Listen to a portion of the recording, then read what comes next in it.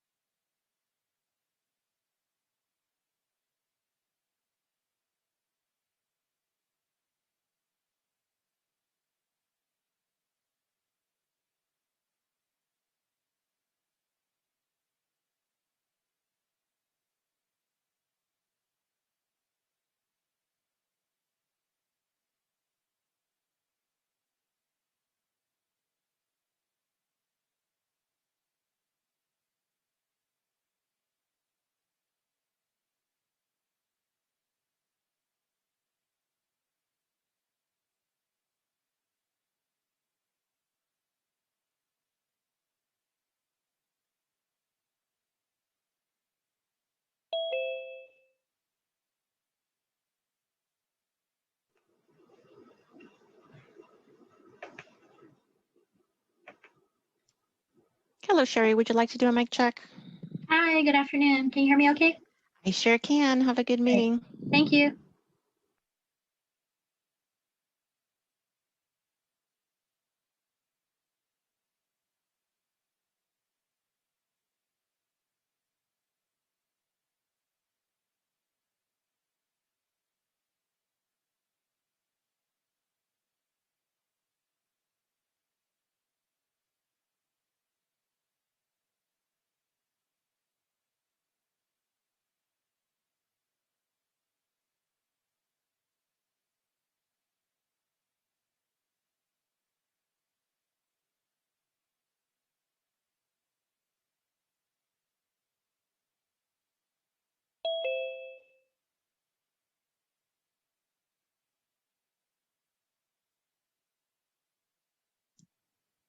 Hello, Craig. Would you like to do a mic check?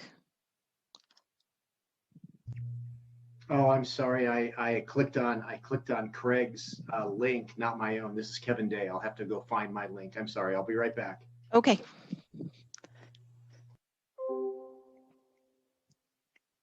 Hello, John. Would you like to do a mic check? Hello. Hello. We hear you loud and clear. Thank you. Okay, thank you.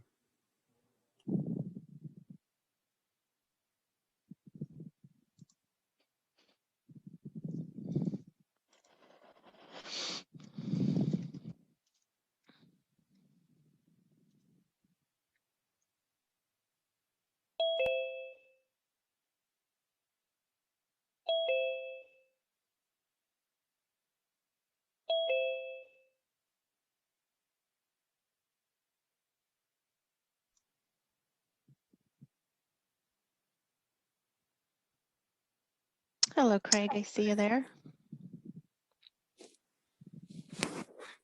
Hello, how are you? Hello. Good, thank you. Hello, it's Yvonne Karanis. Just wanted to do a speaker check. You are loud and clear. Thank you. Thank Yep. you. And this is That's what Kevin. I'm doing too. Okay, I think it was Kevin that just spoke. Is that who I heard? Yes, this is Okay. Kevin. Great. I hear you loud and clear. And Douglas, I see you here as well. Yes. Hello, good afternoon. Great. I hear you loud and clear. Have a wonderful meeting. Thank you. And Dr. Miller, would you like to do a mic check? Sure, I am here, I think. Yes, I hear you loud and clear. Thank you. Excellent, thank you. Dr. Karanis, would you like to do a mic check? Hi, sorry, it's Yvonne Karanis. I hear you. Thank you. Thank Have a you. great meeting. You too.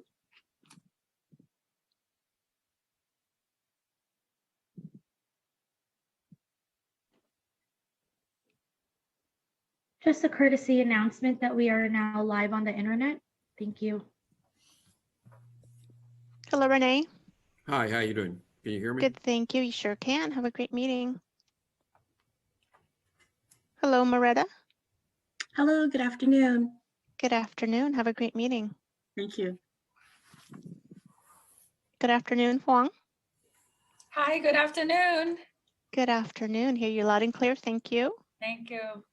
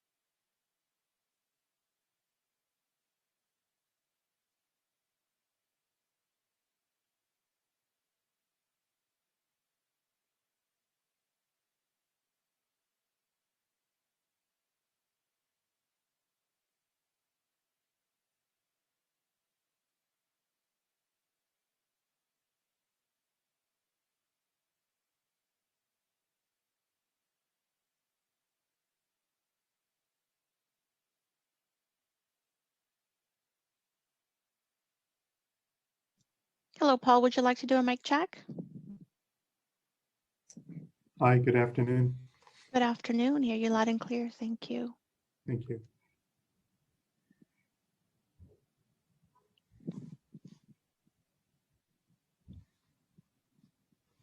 Hi, Kevin, you ready to go? I am, yes, Great. Thanks for doing this. no problem.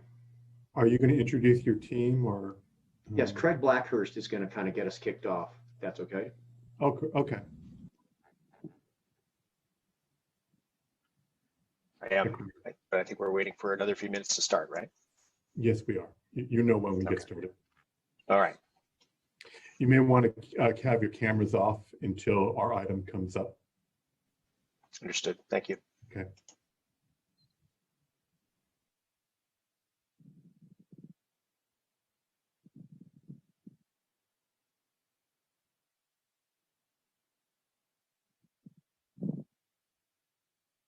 Good afternoon, Catherine. Would you like to do a mic check? Hi there, can you hear me? Sure can. Have a good meeting. Thank you so much.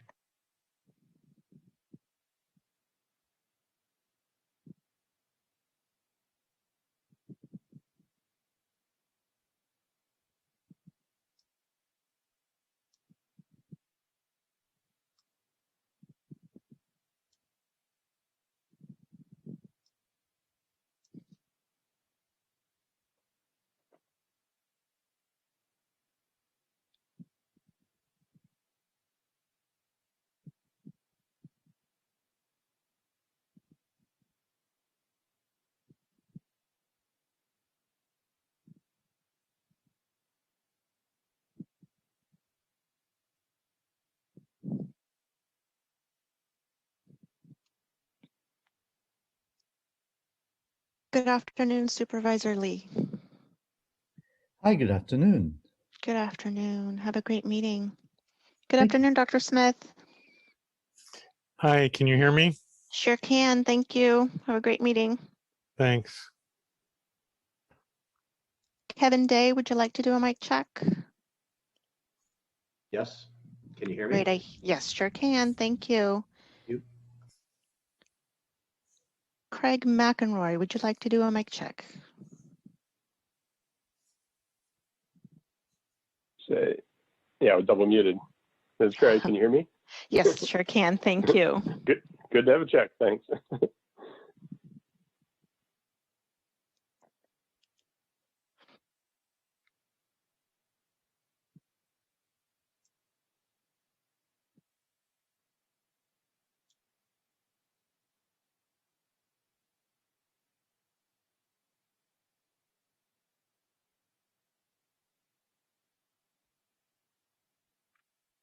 Heather Bachman and Bianca Harris, you need to connect to your audio so that your microphones will work.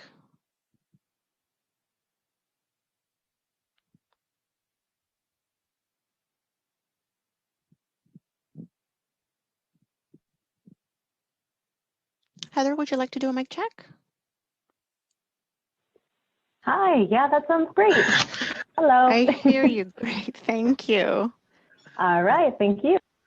Hi, I can hear too. Thank you. Great. Thank you. Have a good meeting. Hello, Bianca. Thanks. Oh, I think you're still muted. Yep, here I am. There you are. Thank you. For our HGA team, please turn your video off until we're presenting our portion of the meeting. Thank you.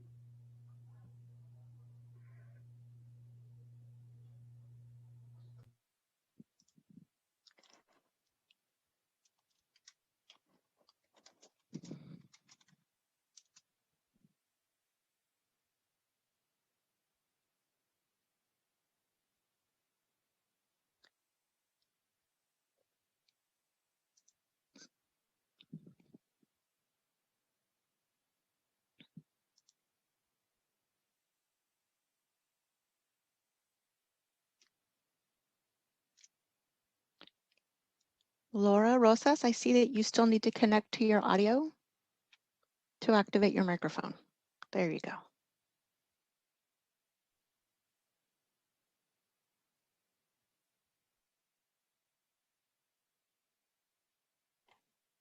This is Deputy Clerk, just an announcement that we are live on the internet.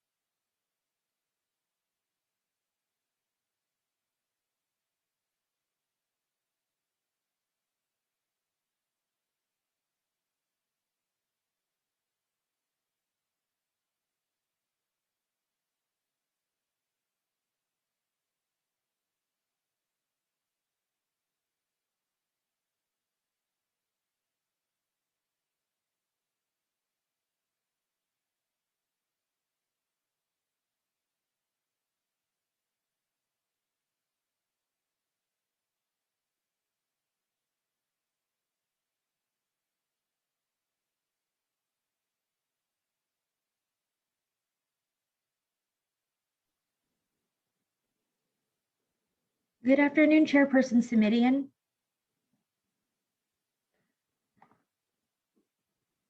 Good afternoon. I am now unmuted. And with whom am I speaking from our clerk's office? This is Jill, Mr. Chair.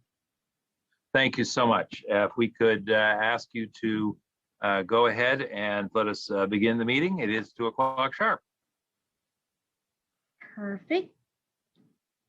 I'll do the roll call. Vice Chairperson Lee Present? and Chairperson Submits. Here. Thank you very much, Madam Clerk. That establishes the presence of a quorum. With the presence of a quorum established, the meeting is called to order. That was item number 1. That takes us to item number 2, which is public comment. And public comment, of course, is that portion of our agenda set aside for comment by members of the public on non-agendized items that are properly within the jurisdiction of this committee.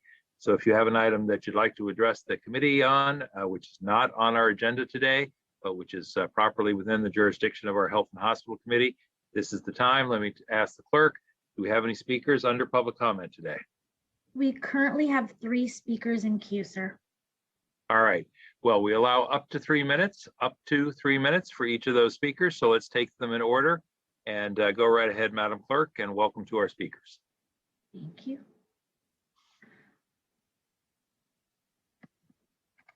Our first speaker is Robert Aguirre. I am unmuting you. Please accept the unmute. You will have 3 minutes to speak. The timer will start when you begin speaking. Hello, Mr. Robert Aguirre. I'd like to talk about the effects of the sweeps that are taking place here in San Jose and Santa Clara County, also in the city of Campbell and in Cupertino, and I'm sure there's other places around the county where these are taking place. We have a number of people that are unhoused that are trying to shelter in place following the orders of the state and the county, and yet these sweeps continue to happen and people are being displaced. They're being put at risk for their health, not only from COVID, but from PTSD, from constantly being moved from place to place, from having no set place for them to be, for any place for them to establish as a place to live. And this is something that weighs very heavily upon them and upon me as well, by the way, because I do work to try to help these folks. And I think it's rather unfortunate that we have a health system that is designed to try to help people maintain that health. And yet we are allowing these cities to, within their own jurisdiction, to be able to continue to sweep people from their locations. I don't really know exactly what it is that the county can do, but I know the health department can enforce their rules of not allowing people to be swept, to keep them in the safe place. Also, I think this is also a great opportunity now that people are stationary to be able to allow them to seek medical help, mental health help, and also to try to locate where people are, to test them for COVID-19 and to provide vaccinations and tracking of where people are. And since we've decided that we're not going to do a point-in-time count this year, I think this would be a good substitute to be able to find out how many people are actually unhoused and to be able to provide the kind of services that they need in their locations where they are, rather than having them come to a location to obtain those services.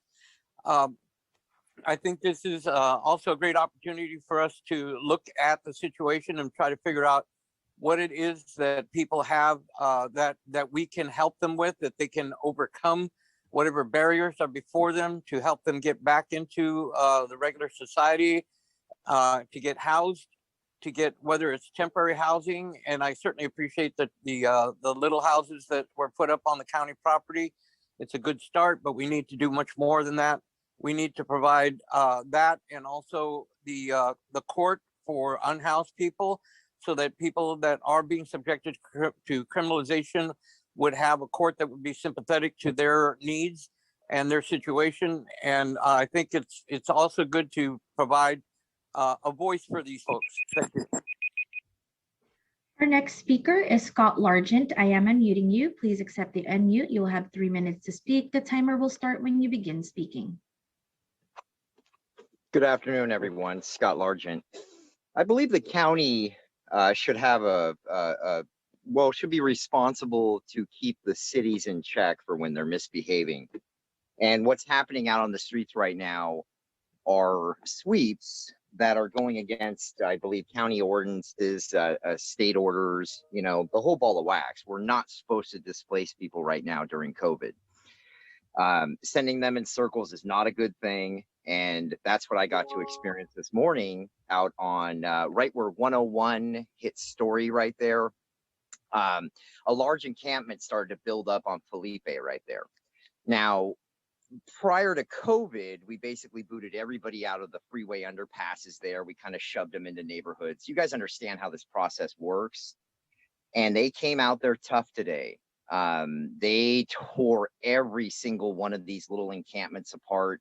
Some of the stuff was pretty impressive. I mean, they had roofs and tarps, and I mean, it was each an individual spot so people could properly socially distance and ride the pandemic out. Now all these people are in front of different buildings over there. They're, of course, in the middle of traffic, and they're just, you have done it again. Now, the county could actually file a lawsuit against the city, get a civil injunction put into place, and stop this bad behavior. Now, our health department, through our health officer, Dr. Sarah Cody, could also get involved. She has a tremendous amount of power right now during a pandemic and can basically, put the city in check and tell them this behavior is unacceptable. The city is getting really sneaky with things through the Department of Transportation, code enforcement, parking compliance, police officers.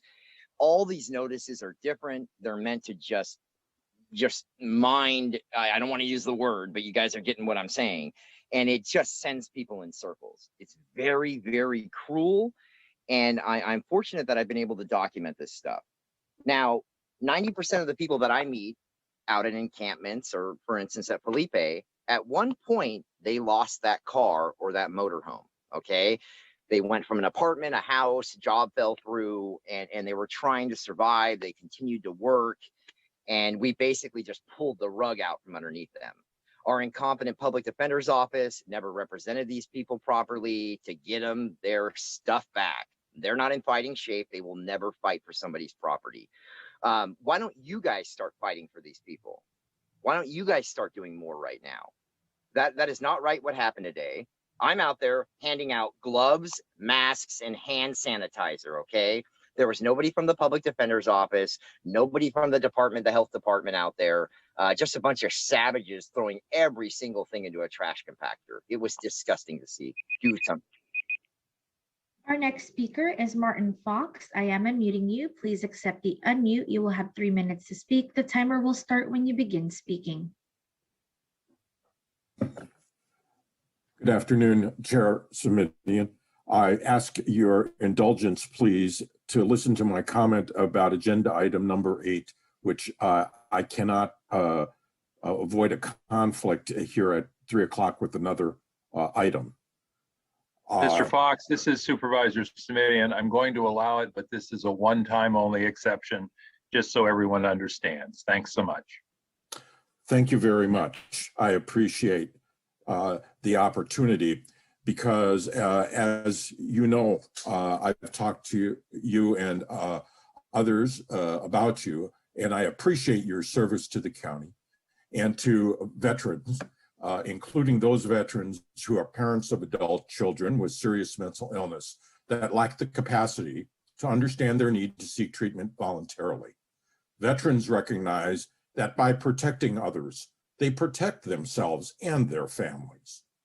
Please join me and my fellow veterans by allowing Santa Clara County to implement Laura's Law on July 1st. Laura's Law is such a compassionate and effective response to the state's serious mental illness endemic that the state auditor's complimentary report on Laura's Law to the Joint Legislative Audit Committee last summer led to the introduction and swift passage of AB 1976.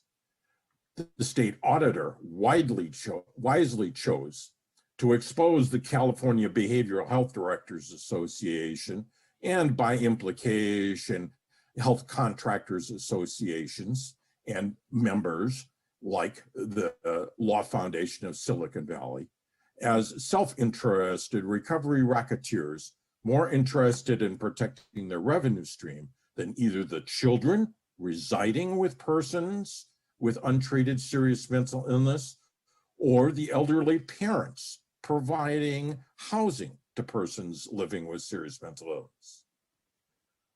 Please notice that the persons living with serious mental illness being treated in the county are children or relatives of middle and low income families. I know this because I refer people who are wealthy to places like Utah, where you can get compassionate treatment, even if it is voluntary. Mr. Fox, I'm going to ask if you could wrap up because we typically allow only 2 minutes, as I think you know, for agendized items. So if you could please wrap up. Please join us veterans in recognizing that by protecting others, we can protect ourselves and allow Santa Clara County to implement Lora's Law on July 1st. Thank you. Thank you. Madam Clerk, do we have any other speakers under public comment? We do have one more, sir. Oh, two more raised their hands. All right, why don't we say that will be the final pair of speakers under public comment, and let's go right ahead. Thank you. Our next speaker is Urvish Kumar Mehta.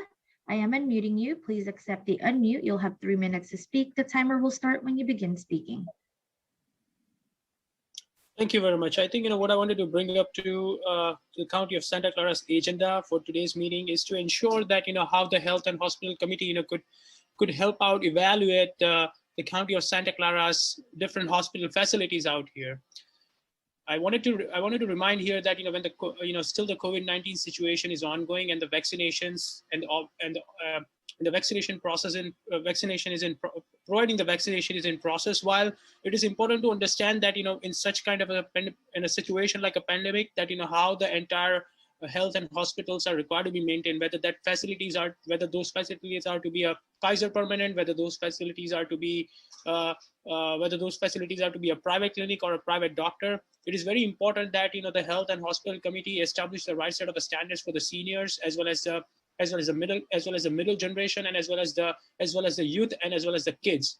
Especially with regards to the kids and the seniors, there is a CDC and WHO guidelines provided that how the vaccinations to be provided, what are the different types of vaccinations are to be provided, and what it is that something required to be implemented for all the different age criteria, that what vaccination course is required to be completed on an every year basis. There are at least 10 to 12 vaccination course that is required to be completed by every individual every year in order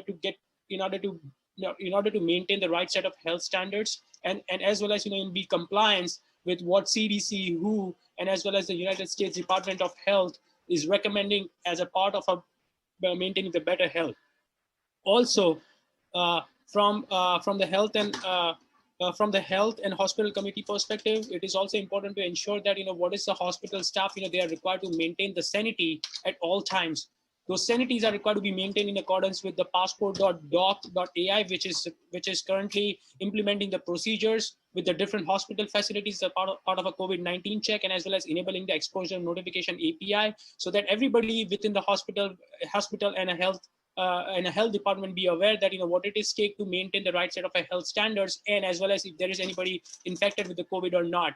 Passport.doc.ai that is partnering with the different insurance service provider like Aetna, as well as Blue Cross, Kaiser Permanent, in order to maintain, as well as Stanford Medical, in order to ensure that everybody gets the right set of insurance, and as well as be verified that when they enter any health clinic, whether they are COVID-19 verified or not. Other than the COVID-19, these procedures are to be implemented, and entire health and hospitals system has to be reevaluated that whether even the staff committee members who is attending there, they are in a good health standards or not.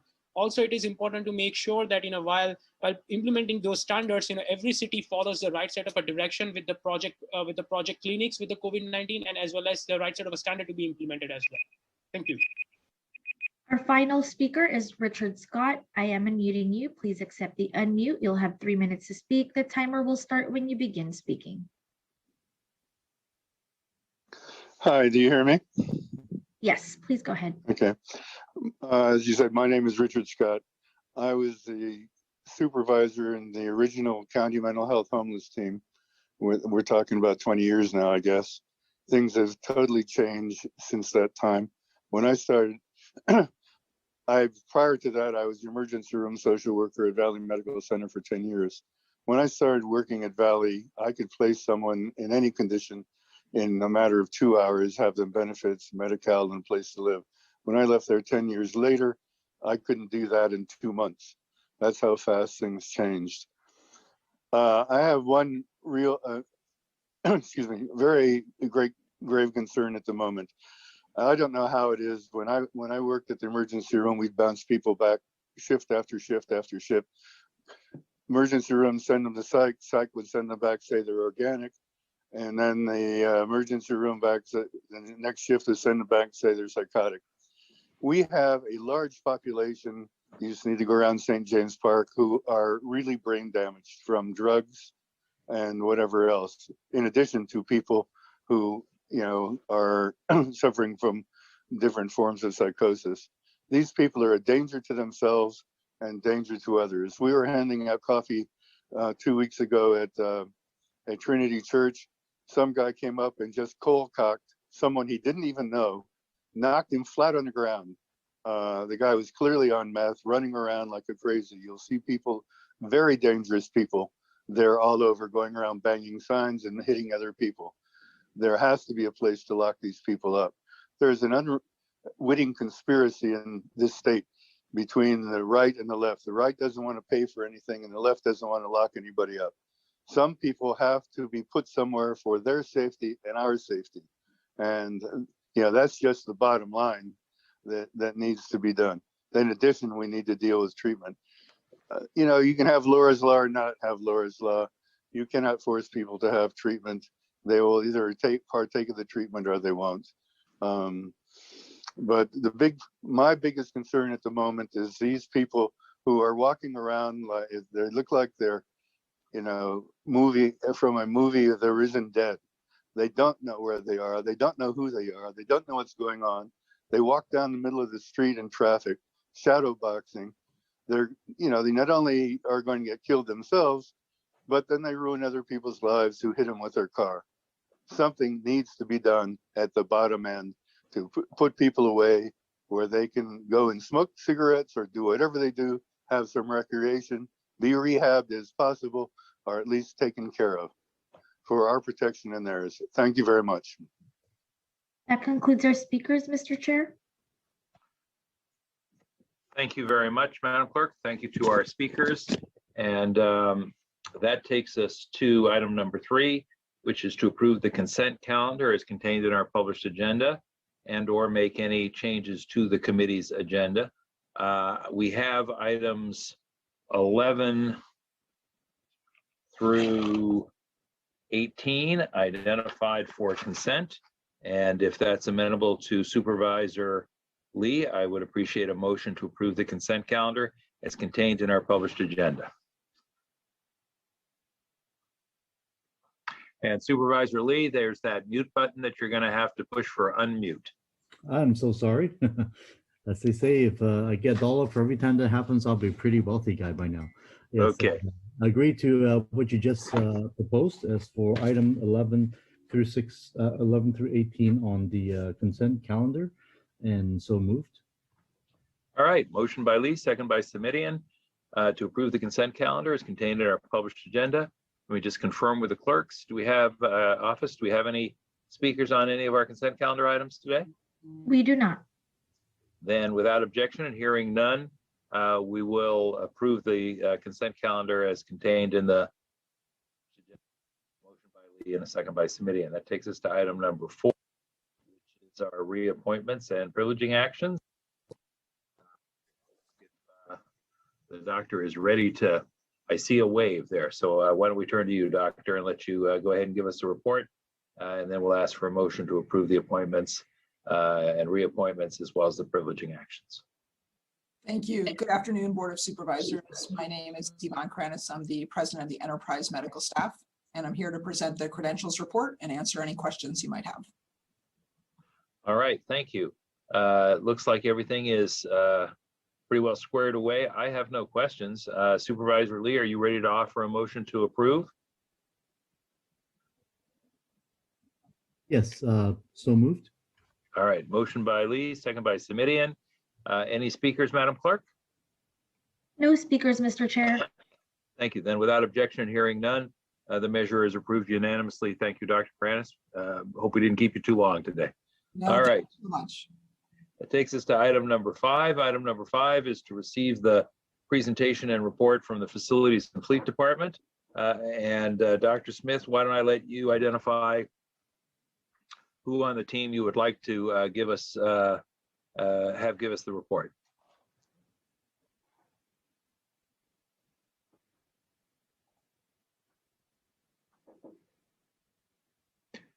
And again, I'm going to turn to Dr. Jeff Smith. Doug, I'm sorry. There we Doug's go. going to start out. I was All on right. mute also. Sorry All about right. that. No, it's a common enough occurrence. All right. Then we'll turn to your staff. Go right ahead.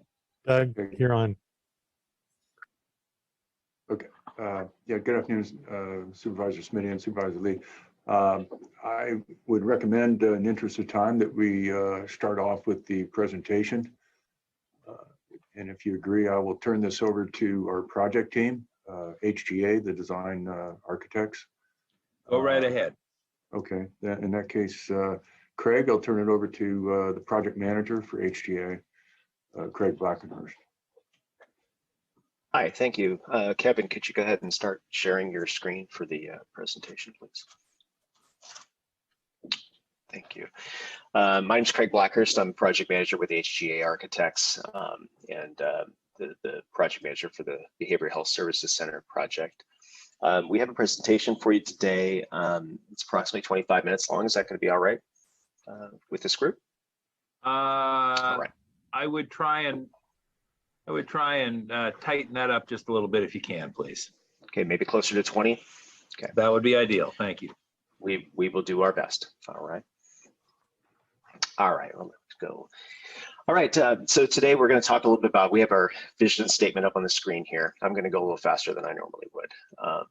But our vision for this project is to provide a safe, friendly, attractive place with age-appropriate facilities, indoor and outdoor therapeutic environments, and emphasizing the care community. Go ahead with the next slide. We have a tight project schedule, as I think we all know. Where we are right now is in the wrapping up the construction documents phase of the project. We've actually already submitted one of the packages to OSHPD for review. And we've actually recently successfully negotiated a collaborative and integrative review process with OSHPD. We had a great meeting with them this morning, actually, to go through that process. So we're seeking to have a more efficient review process with OSHPD than might normally happen on a project of this scale, and we're hopeful that that will result in a positive benefit to the project schedule. We can head up forward to the next slide as well.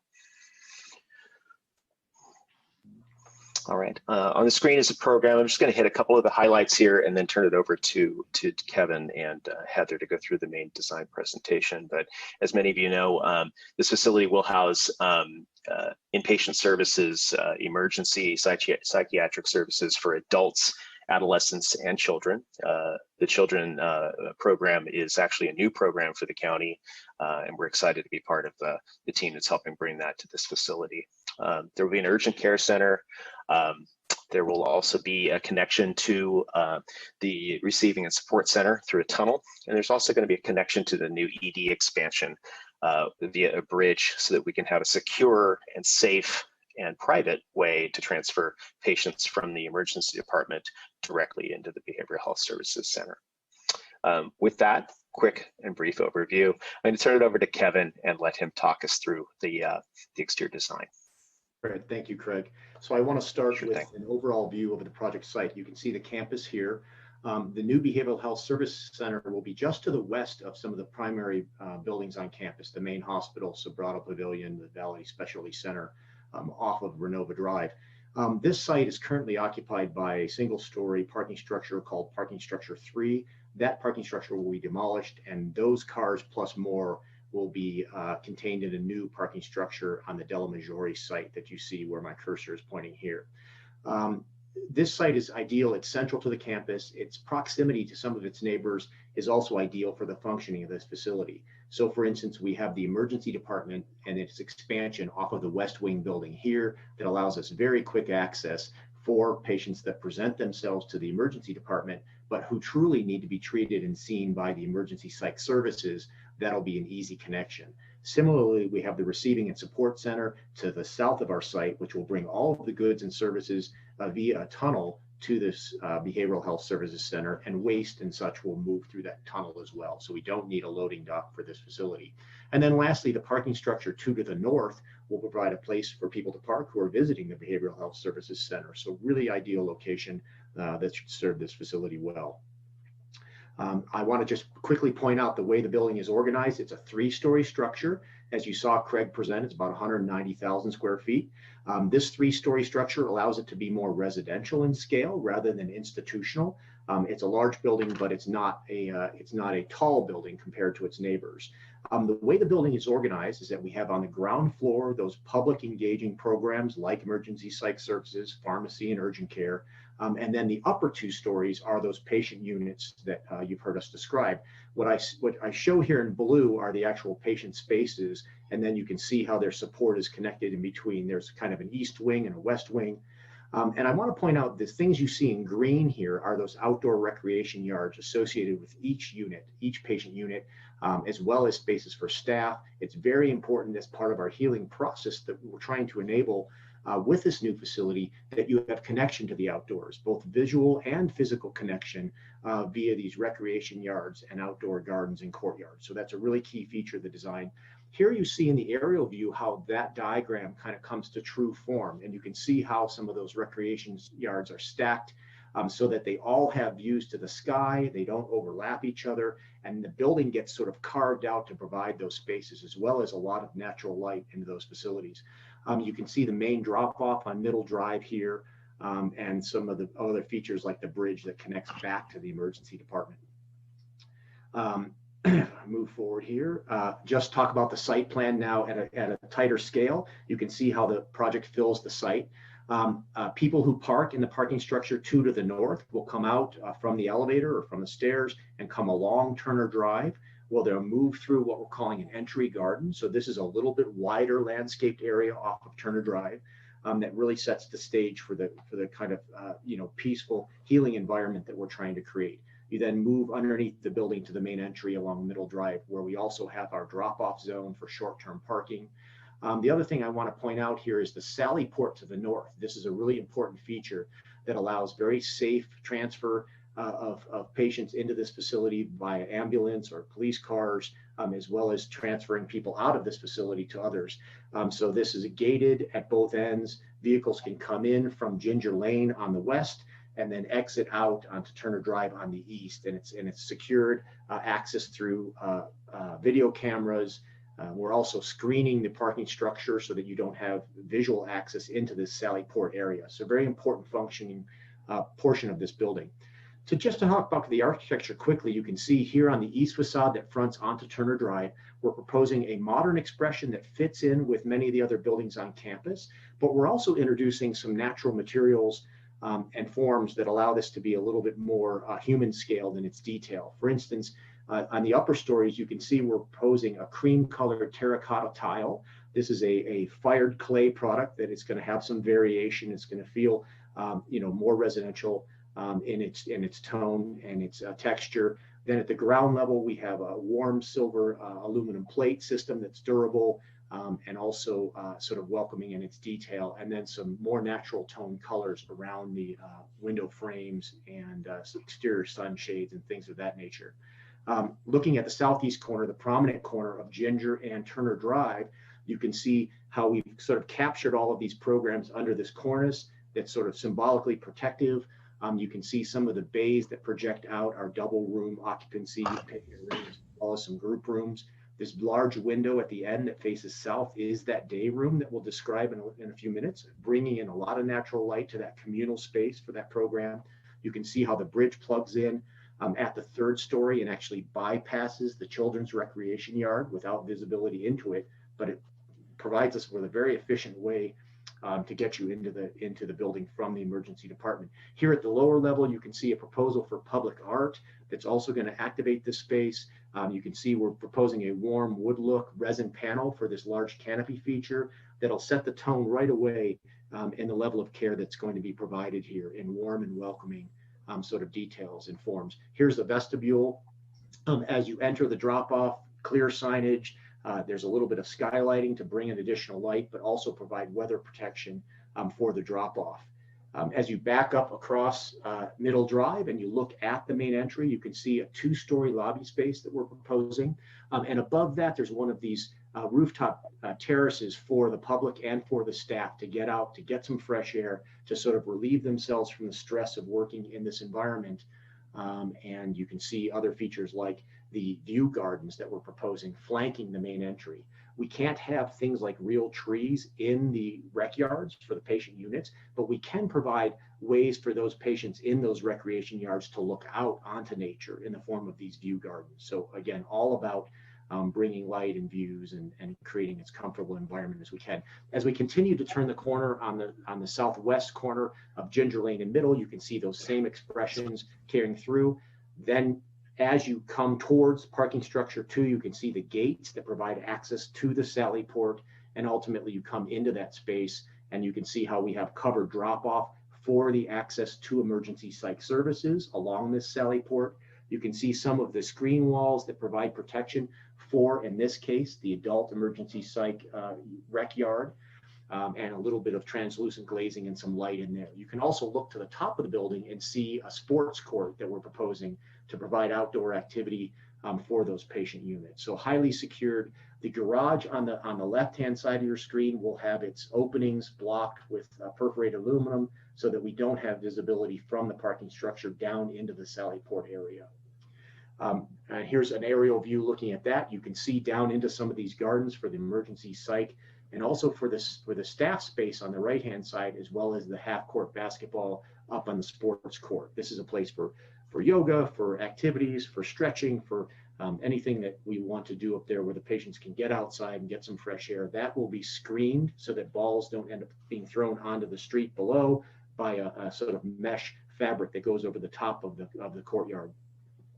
And then lastly, I want to just touch on the bridge. I mentioned this connection back to the emergency department. This will be glazed, but it will be translucent, so you won't have visibility into the bridge, but the bridge itself will be filled with natural light through this translucent glazing, making it a safe environment and well lit. And then finally, it connects back to the emergency department by way of a stair and elevator that's kind of a part of the extension of this emergency department, and it should be very compatible with the language of that architecture that's currently under review as well.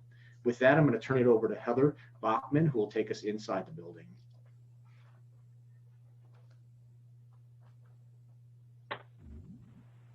Okay, so before we take a look at plans and renderings, take a step back and just first understand the overall design concept that has guided the interior of the building. We presented several to the stakeholders, and the one that really resonated was sanctuary. We're not seeing your screen yet, Heather. Oh, I'm sorry about that. I promise it was seamless when I practiced. Let's try this again. Oh, it's showing green on my side. 1 second here. Can anyone else see Heather's screen? Heather, would you like me to share? No. Not yet. Yeah, you can go ahead, Kevin. Sorry about that. It's showing green like it's sharing on my end. Sorry about that.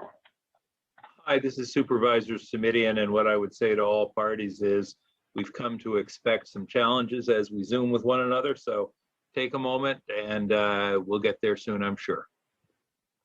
Thank you, Supervisor. We appreciate your understanding. You should see the screen now. Yep, I can't see it, Kevin. That's disappeared. I'm on Zoom 7 hours a day, if you can believe it, and it is just not showing up for me right now. I'm sharing my screen. You should be able to see the image. Can everyone see the image? No, I can't see it yet, Kevin. I cannot. No image. Yeah, it looks frozen, at least on my end. So one thing I could do, if everyone else could see Kevin's screen, please let me know. I can just pull it up on my end and talk through it, and he knows my content well enough that he can advance the presentation. So I am now sharing my screen. Can you all see it? It says sanctuary interior design. Not yet. No. I can see it. Heather, can you please stop? So Heather, I think Heather has to close. Yeah. Heather needs to stop sharing. It's just the option. I am attempting to do it, but it is completely frozen on my end. So let's see. I can. Folks, this is Supervisor Submits, and here's what I'm going to suggest. I'm going to recess the meeting for 5 minutes, and we'll come back in 5 minutes, and that'll give you a little time to work with that feeling like you've got folks looking over your shoulder, I'm not gonna close out the Zoom meeting. I'm just going to literally ask all of us to take 5 minutes here while the team sees if it can resurrect these pictures, and we'll be back in 5 minutes. Thanks very much. Thank you, Mr. Chair. This Thank is you. the clerk. We will recess and we will figure things out on our end as well. Thank you. Kevin, do you have Heather's slides, or is she the only one? I think Heather, you should log out your computer, or just otherwise it probably. Yeah. Yeah, I just quit Zoom. It seems like your So screen is locked and it's showing in everyone's screens. It's still, yeah, it's still showing Heather. Yeah, you probably have to just shut off your laptop, probably, maybe.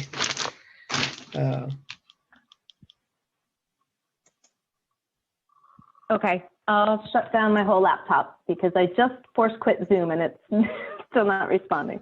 Okay. Sorry about that, everyone. I think I just, no,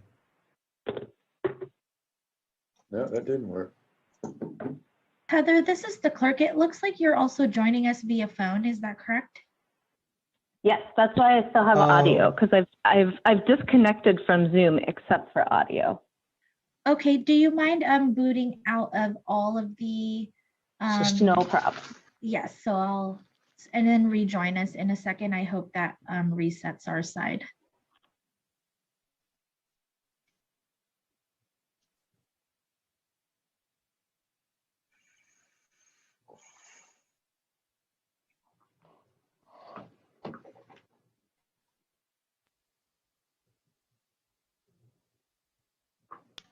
Yeah, now the screen has changed for me. It shows 2 minutes. It's back to the It's back to the speaker timer. So okay. So maybe Kevin, if you could share your screen, let's see if it shows to us. Yeah, I can see your screen, Kevin. Thank you. This is the clerk confirming that we can see it as well. It looks like we're all reset. Thank you. Okay. Apologies for that. This worked seamlessly just before this meeting.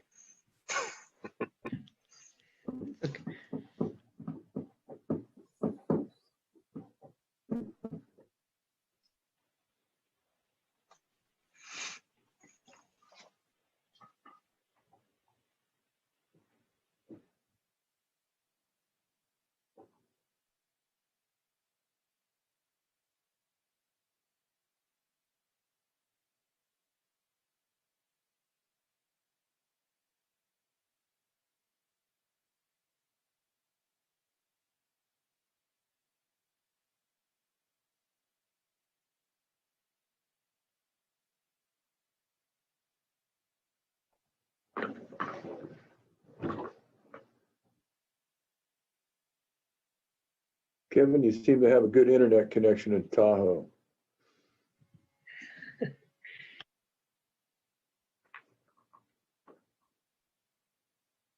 Surprisingly, yes.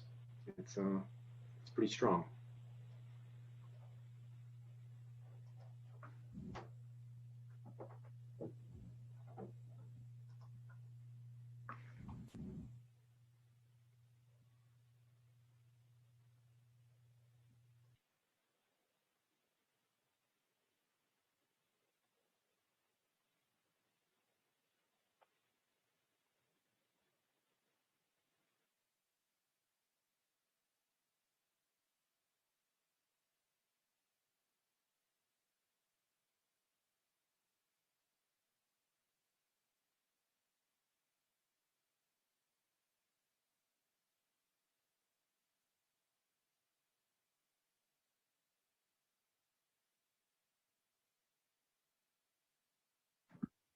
All right, this is Supervisor Submits returning to the screen, which at least in my venue is now illuminated with an interior design concept.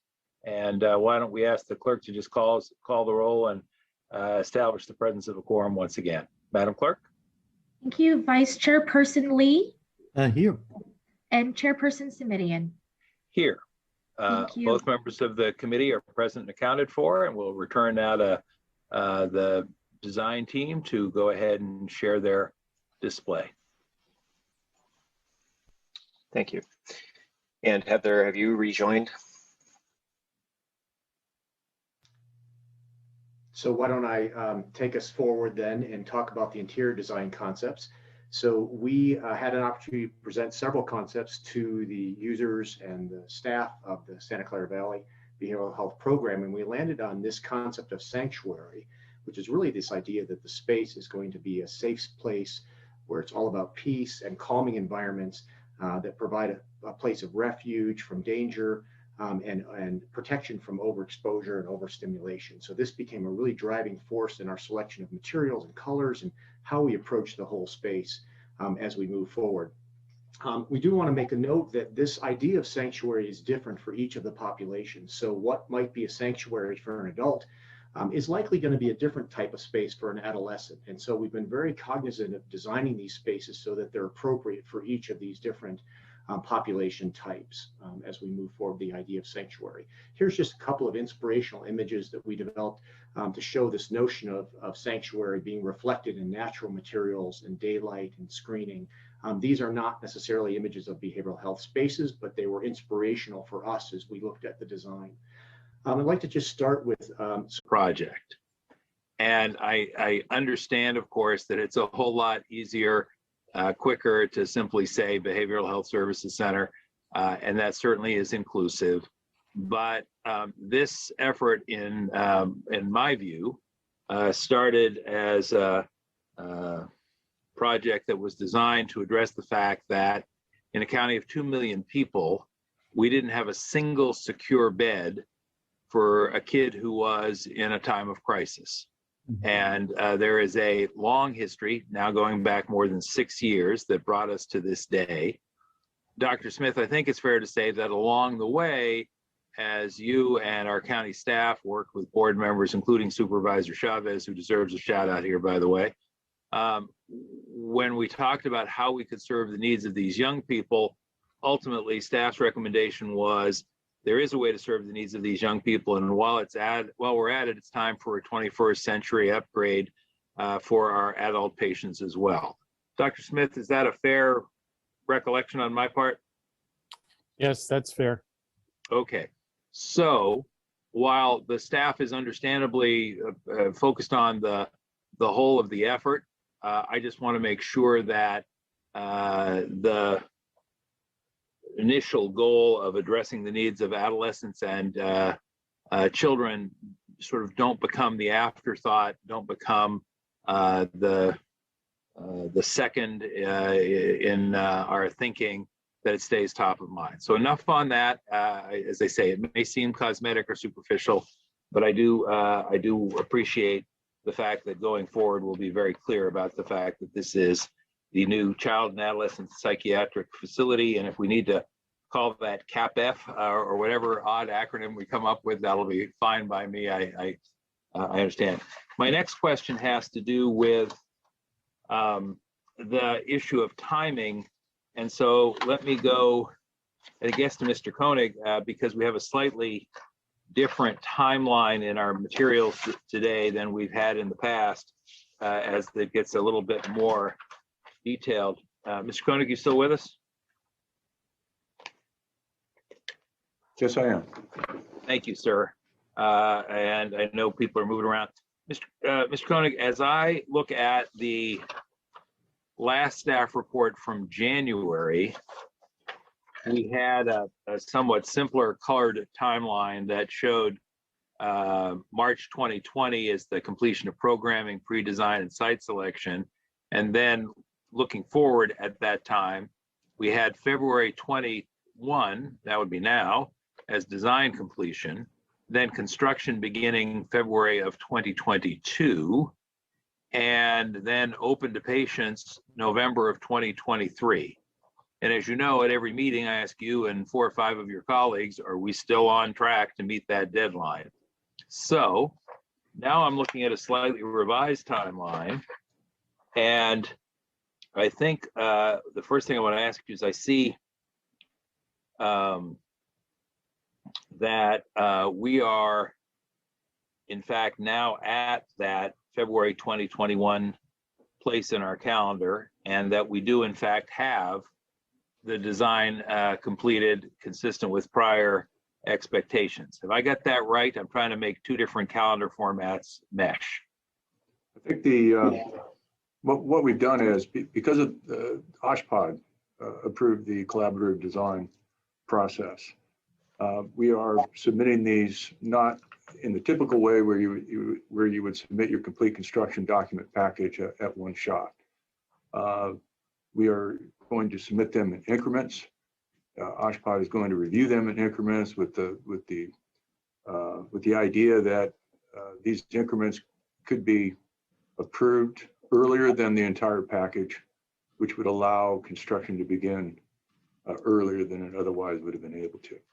Thank you. And So- that leads to my next question, forgive the interruption, which is, I now see construction beginning in November of 2021, whereas previously we had thought construction would begin in February of 2022.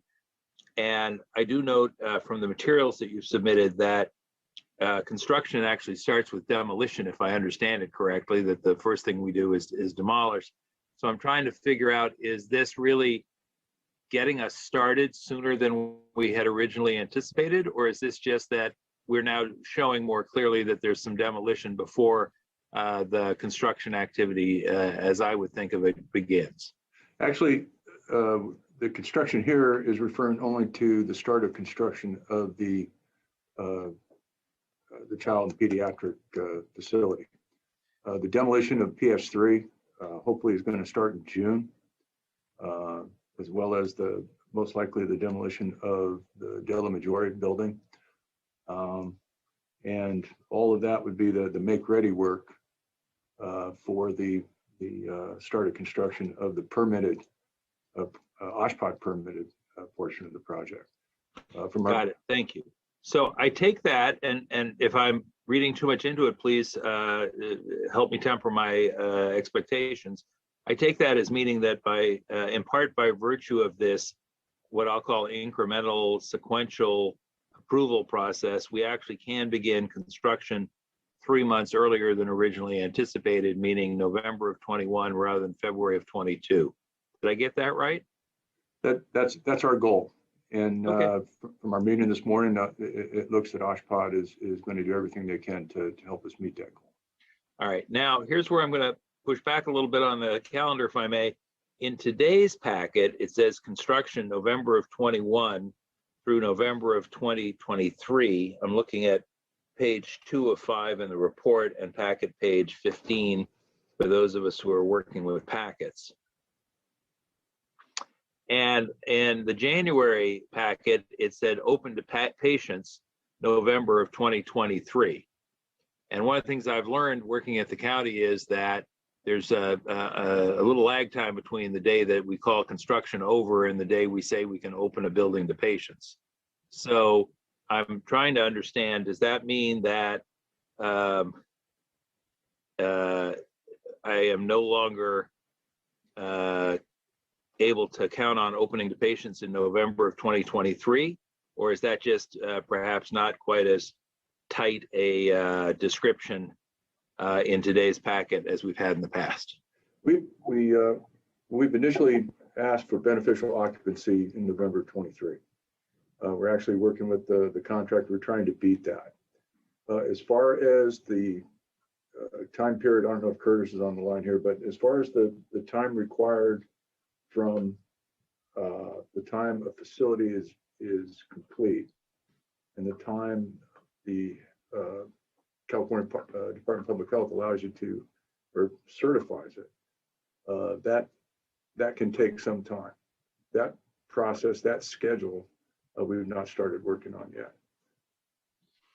Okay, here's how I'd like to resolve this today. And let me just ask Dr. Smith and Mr. Lorenz and Mr. Draper and Mr. Ohashi and Mr. Sodi. The January staff report has open to patients November of 2023.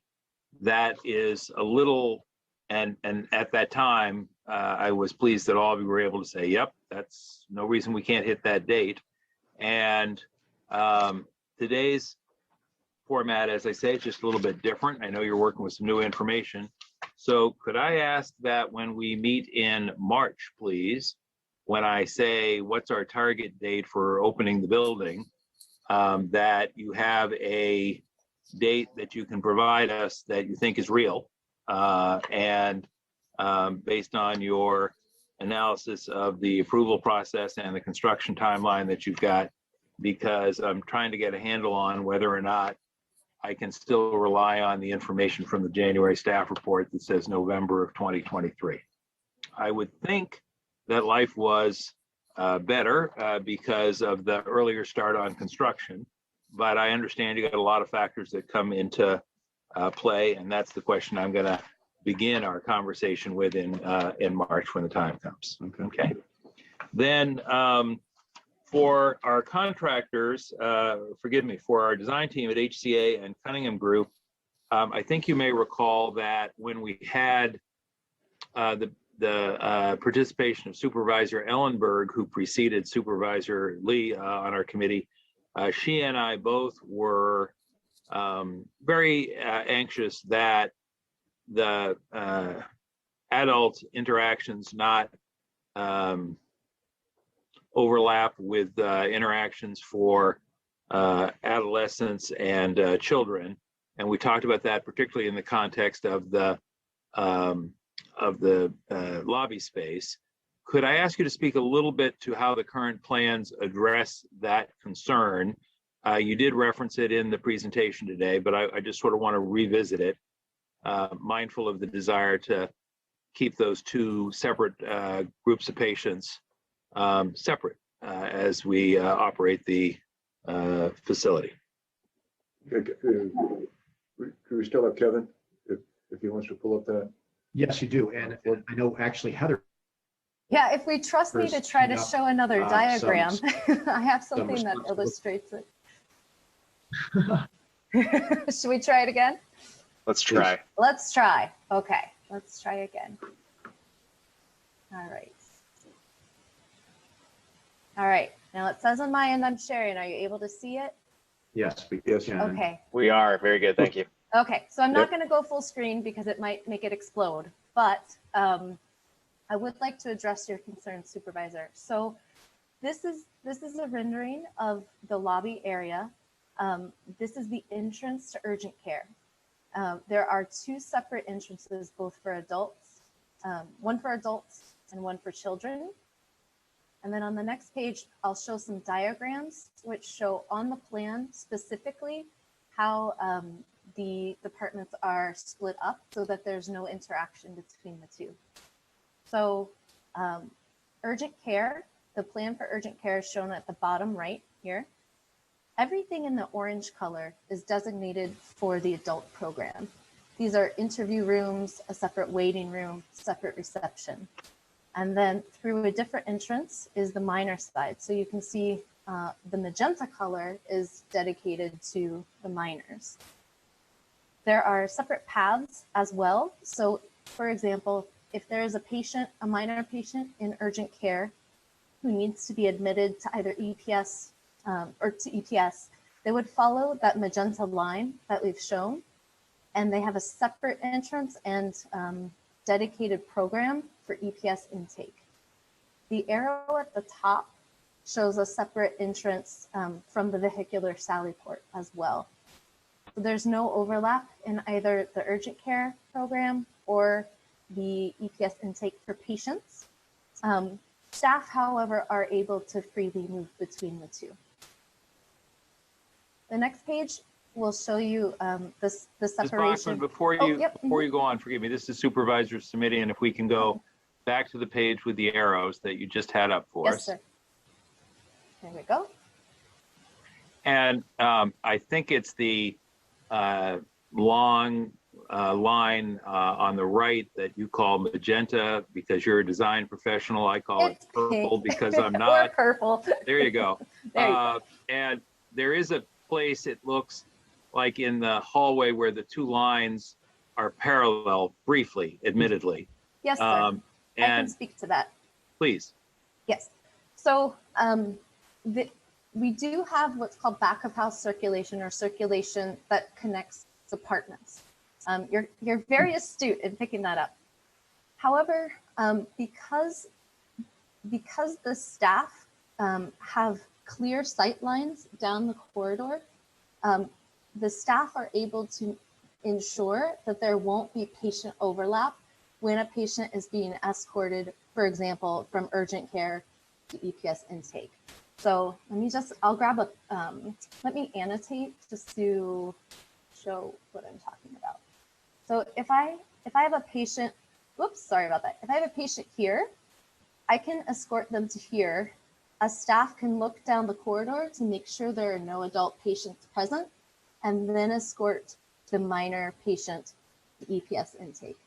So in that very brief overlap that you're noticing, there is somewhat of a reliance on the staff to make sure that the patients don't see one another. But as you can see, it's a pretty small area where it could occur. Thank you. Let me ask Dr. Smith if we could just chat about this a little bit more at our next meeting in March, and get our behavioral health professionals to weigh in on this issue at that time. Ms. Bachman, it looks to me, and I'm just eyeballing it here, like it might be about a 30-foot stretch. Does that sound about right? So the entire corridor is about that length. So the area where you're seeing just a brief overlap, that's a little bit closer to 12 to 15 feet. Okay. Yeah. All right. Dr. Smith, can we just revisit that issue specifically at our next committee meeting, please? Sure, we can. And I'm gathering from Ms. Bachman's comments and the fact that staff have been working closely with the team. Everyone thinks this is manageable, acceptable, not ideal perhaps, but close to ideal given the other separations. But I would just like to make sure that we sort of follow up on that issue a little bit more at our next meeting. Okay? Sure. Yeah, it's none of these patients, whether they're adults, children, or adolescents, will be wandering that hallway without escorts. And so the staff feels that, it can be fairly dealt with by operational carefulness. Okay. And if we could also get a precise footage on the length of where I'll say the two lines are parallel with one another, just so I have a better sense of how great or not the potential is for interaction along that path. Okay, thank you. That was, because I did have a chance to look at the documents ahead of time as well as follow the presentation. That was the only question I had about the design. I would like to hear from our behavioral health folks about what they think about the design, if they would like to weigh in at this time. Do we have anybody from behavioral health who would like to weigh in at this point?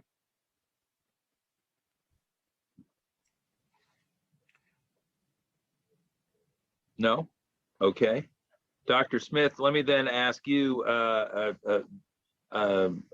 financial question, which is, as the staff report indicates, the project received an additional augmentation of $15 million as part of the fiscal year 2021 capital improvement plan.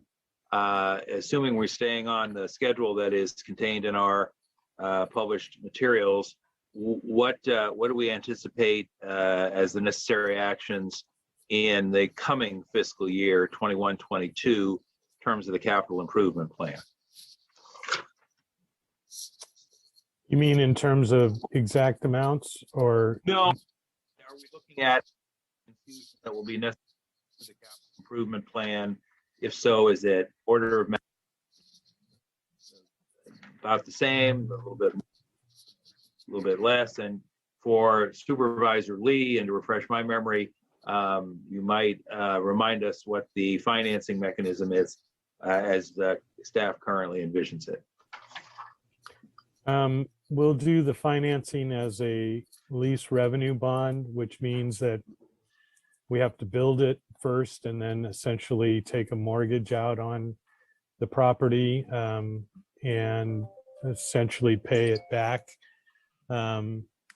At this point, I can't give you a specific number for 21, 22, but I have not heard anything that suggests that it'll be significantly more than what our initial anticipation was. And we have the ability with one-time capital funds to deal with reasonable unexpected eventualities. It's not coming directly from the general fund, so it should not affect operations. Okay. And then last but not least, before I turn it over to the very patient Supervisor Lee, what's the staff's thinking about additional stakeholder outreach going forward? I know that there's already been a significant effort, but I also know that we have plans for the future. Could you share those with the committee, please? Leave that with Paul Lorenz can give you that comment. Okay. Thank you, Dr. Smith and Chair Submits. As you know, we have engaged a number of different stakeholders in the community. Most recently, Dr. Curtis Ohashi met with the Mental Health Board. It was very well received, pretty much consistent with their expectation in terms of services for both adults, but in particular, as you point out, for children and adolescents. Our goal is to bring back the larger stakeholder group relative to service provision, meaning with Kaiser, Stanford, El Camino, and other healthcare providers, including working with the Behavioral Health Department and their community stakeholders. Okay. The effort there, supervisors, to really begin to look at the programming and the service elements of operationalizing the facility. And Mr. Lorenz and for all the members of the staff and the team, my concerns here are two or threefold. One is and I'm just going to be very blunt. I don't want us to suddenly have a delay that could have been avoided had we been on the job with respect to stakeholder engagement, because there will be challenges that we can't anticipate or couldn't prevent that are not within our control. But if all of a sudden we have to just sort of stop in place and can't make progress because we failed to do the stakeholder engagement, whether it's with the surrounding community around construction hours or whether it's with the families and professionals who are engaged in terms of programming and services, I want to make sure that doesn't happen. And then on the merits, I just want to make sure that we do the very best job we possibly can, and that comes from listening to other interested parties. It doesn't always mean everybody will get to the same place or have a unanimous agreement, but I do think we've learned over the years that we'll have a better product if we do a good job of listening. So thank you for that. Okay, I think that other than saying thank you again, I'm ready to let loose to the microphone finally and turn it over to Supervisor Lee for comments or questions on his part. Supervisor, thanks again for your patience. And thank you to the team from HGA and all of your affiliated entities. Thank you, Chair Submits. Can you hear me okay? Loud and clear, sir. Thank you. Very good. Thank you. So first of all, yeah, thanks for the very comprehensive presentation, and certainly really like the designs and all the color renderings. A couple of questions I have. So we talked about the adolescent unit is about 21 and child inpatient about 14. Can you remind me what's the number for the adults designed for? Yes, there are 2 adult units on level 2. Each can accommodate up to 21 patients each, so for a total of 42. Right, so it's actually 42 total adults. there as well. Now, then the other question I have is regarding the design of all the terracotta. Looking at some of the pages, I see that there's a lot of the terracotta space there on the wall. I'm just wondering if there's any possibility of adding more windows on those areas that potentially can get more lighting to those areas that's been blocked off. Or is there an operational reason why windows will not be appropriate?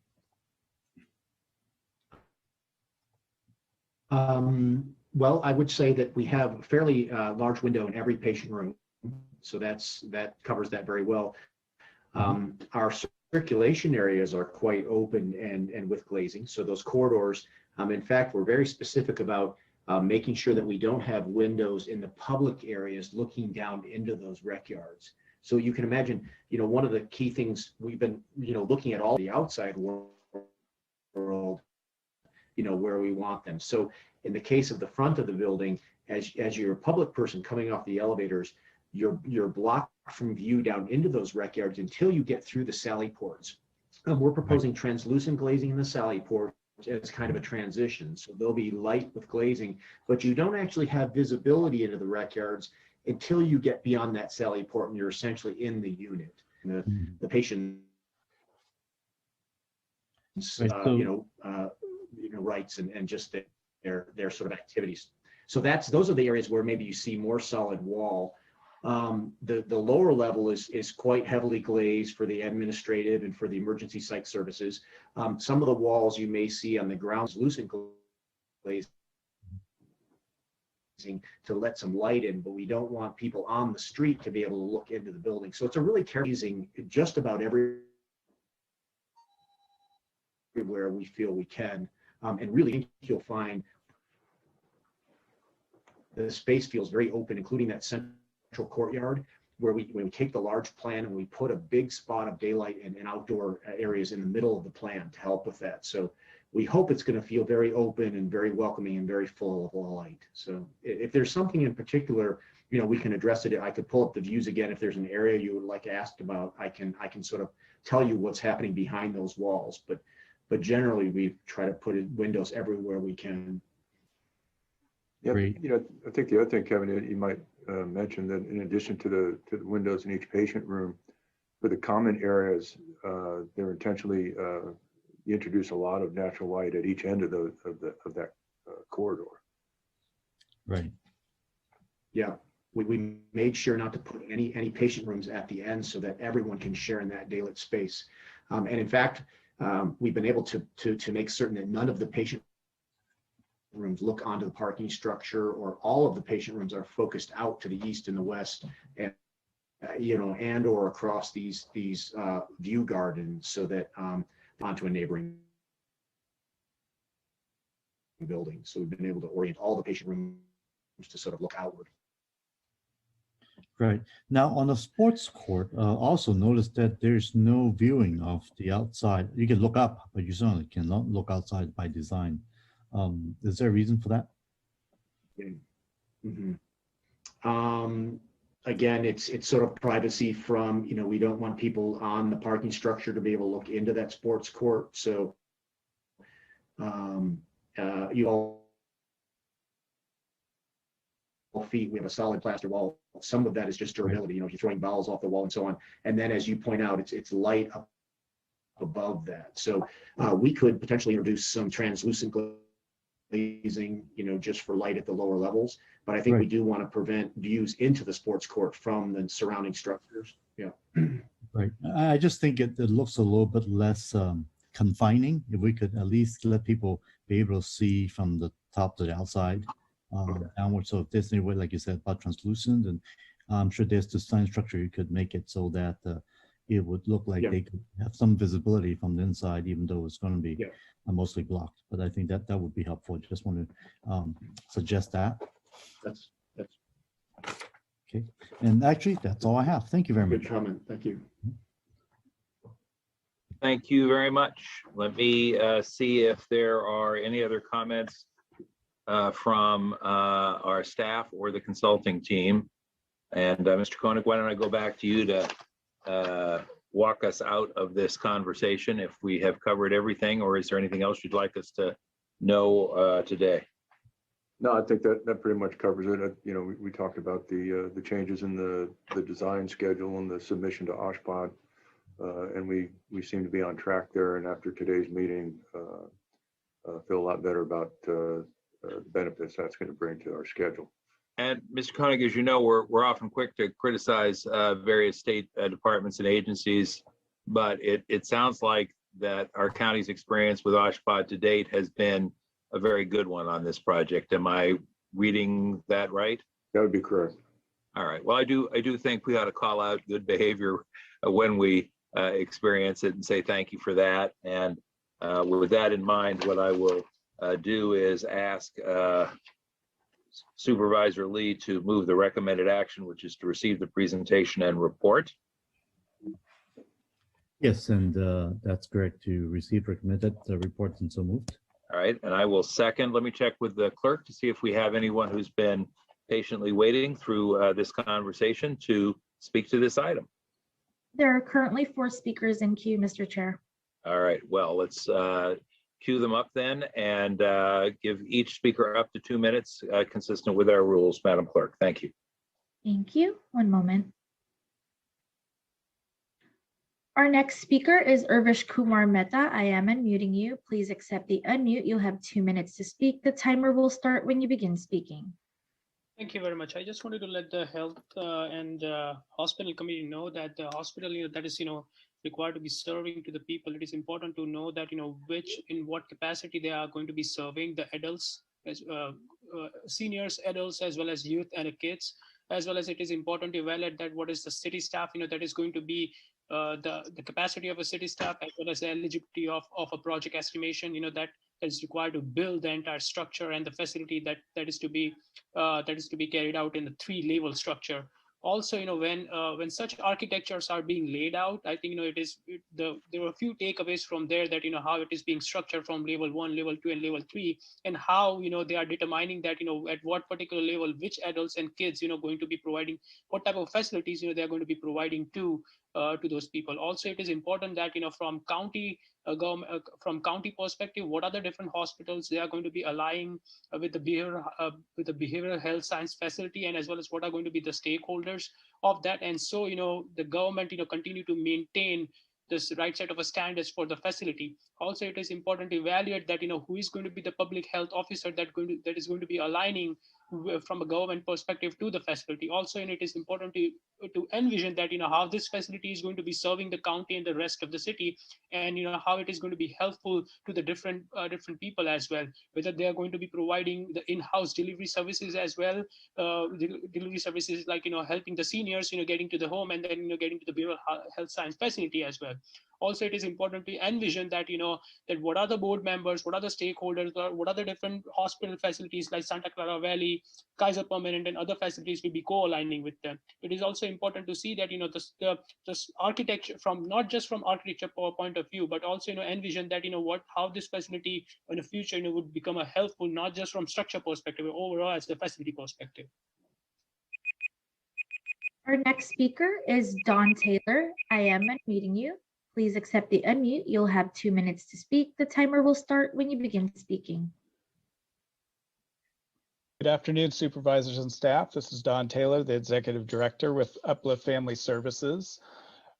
Hats off to the design. It's really impressive. And I know this fills an important part of the county youth crisis services, particularly offering the inpatient psych services at VMC. As a community-based provider of youth mobile crisis services and the crisis stabilization unit for the county, we know the importance of having the inpatient services available in community. With the new county services, it remains critically important to collaborate with services already in place. Uplift's mobile crisis services alone provide a 70% hospital diversion rate, and then combined with the crisis stabilization unit and post-crisis services, we end up with a 90% plus hospital diversion rate. I share this as the new county facility also includes a crisis stabilization component, also known as EPS level 1 on the diagram. And this level of this level of service should support the county in expanding what is already in place, as we have seen crisis needs continue to increase in the county, and the current crisis stabilization services have become more regularly full as is. With the new facility, coordination and collaboration with community-based services in the county remains critical, and the pre and post services, as well as other community-based facilities, will help support the diversion rate for most youth going to the higher level of care, keeping admits stable at manageable levels and supporting follow-up services to support the reduction of readmission. So I applaud the county overall for the work, and I'm, as an excited stakeholder, I'm encouraged the tight coordination for the next years ahead. Thank you.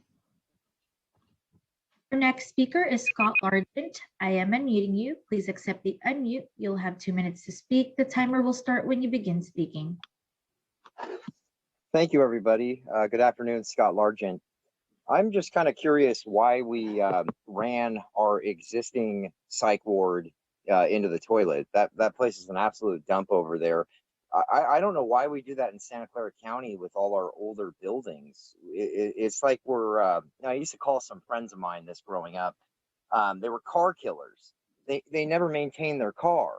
And they wondered why the thing only lasted a couple of years and why it was all falling apart. I mean, they couldn't get the clue of changing the oil, doing tune-ups and rotating tires and flushing fluids. And did you guys just forget about that place?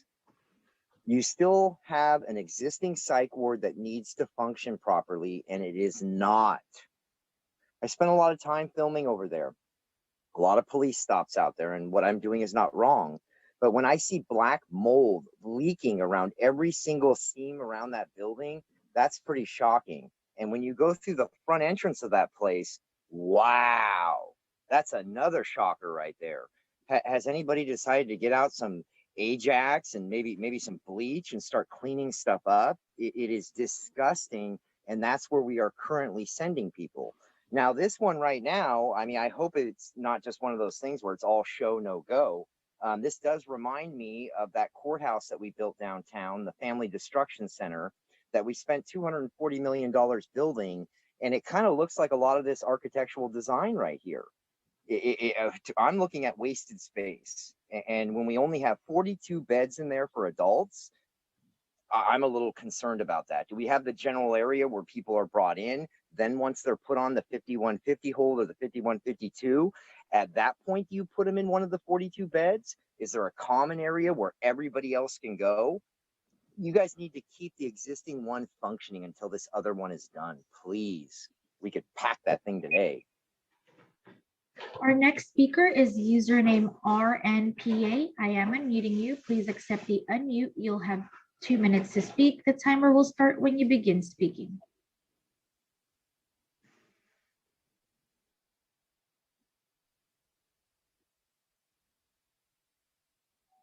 RNPA, are you there? Go ahead. Good afternoon. Sorry, we're having technical difficulties. My name is Jennifer Hughes. I'm an RN and inpatient Barbara Aaron's Pavilion inpatient psych. And I'm also on the board of directors for RNPA, the Nurses Union. I just had a few questions and topics that I wanted to just bring up regarding the new building, proposed building. The first one was a safety issue. Just, I saw there's a lot of chairs in the inpatient psych, and some of them were small chairs. So I just wanted to put out there that I hope that they're bolted down. We did have, there was some violence in the past where the chairs were often used as weapons and being thrown.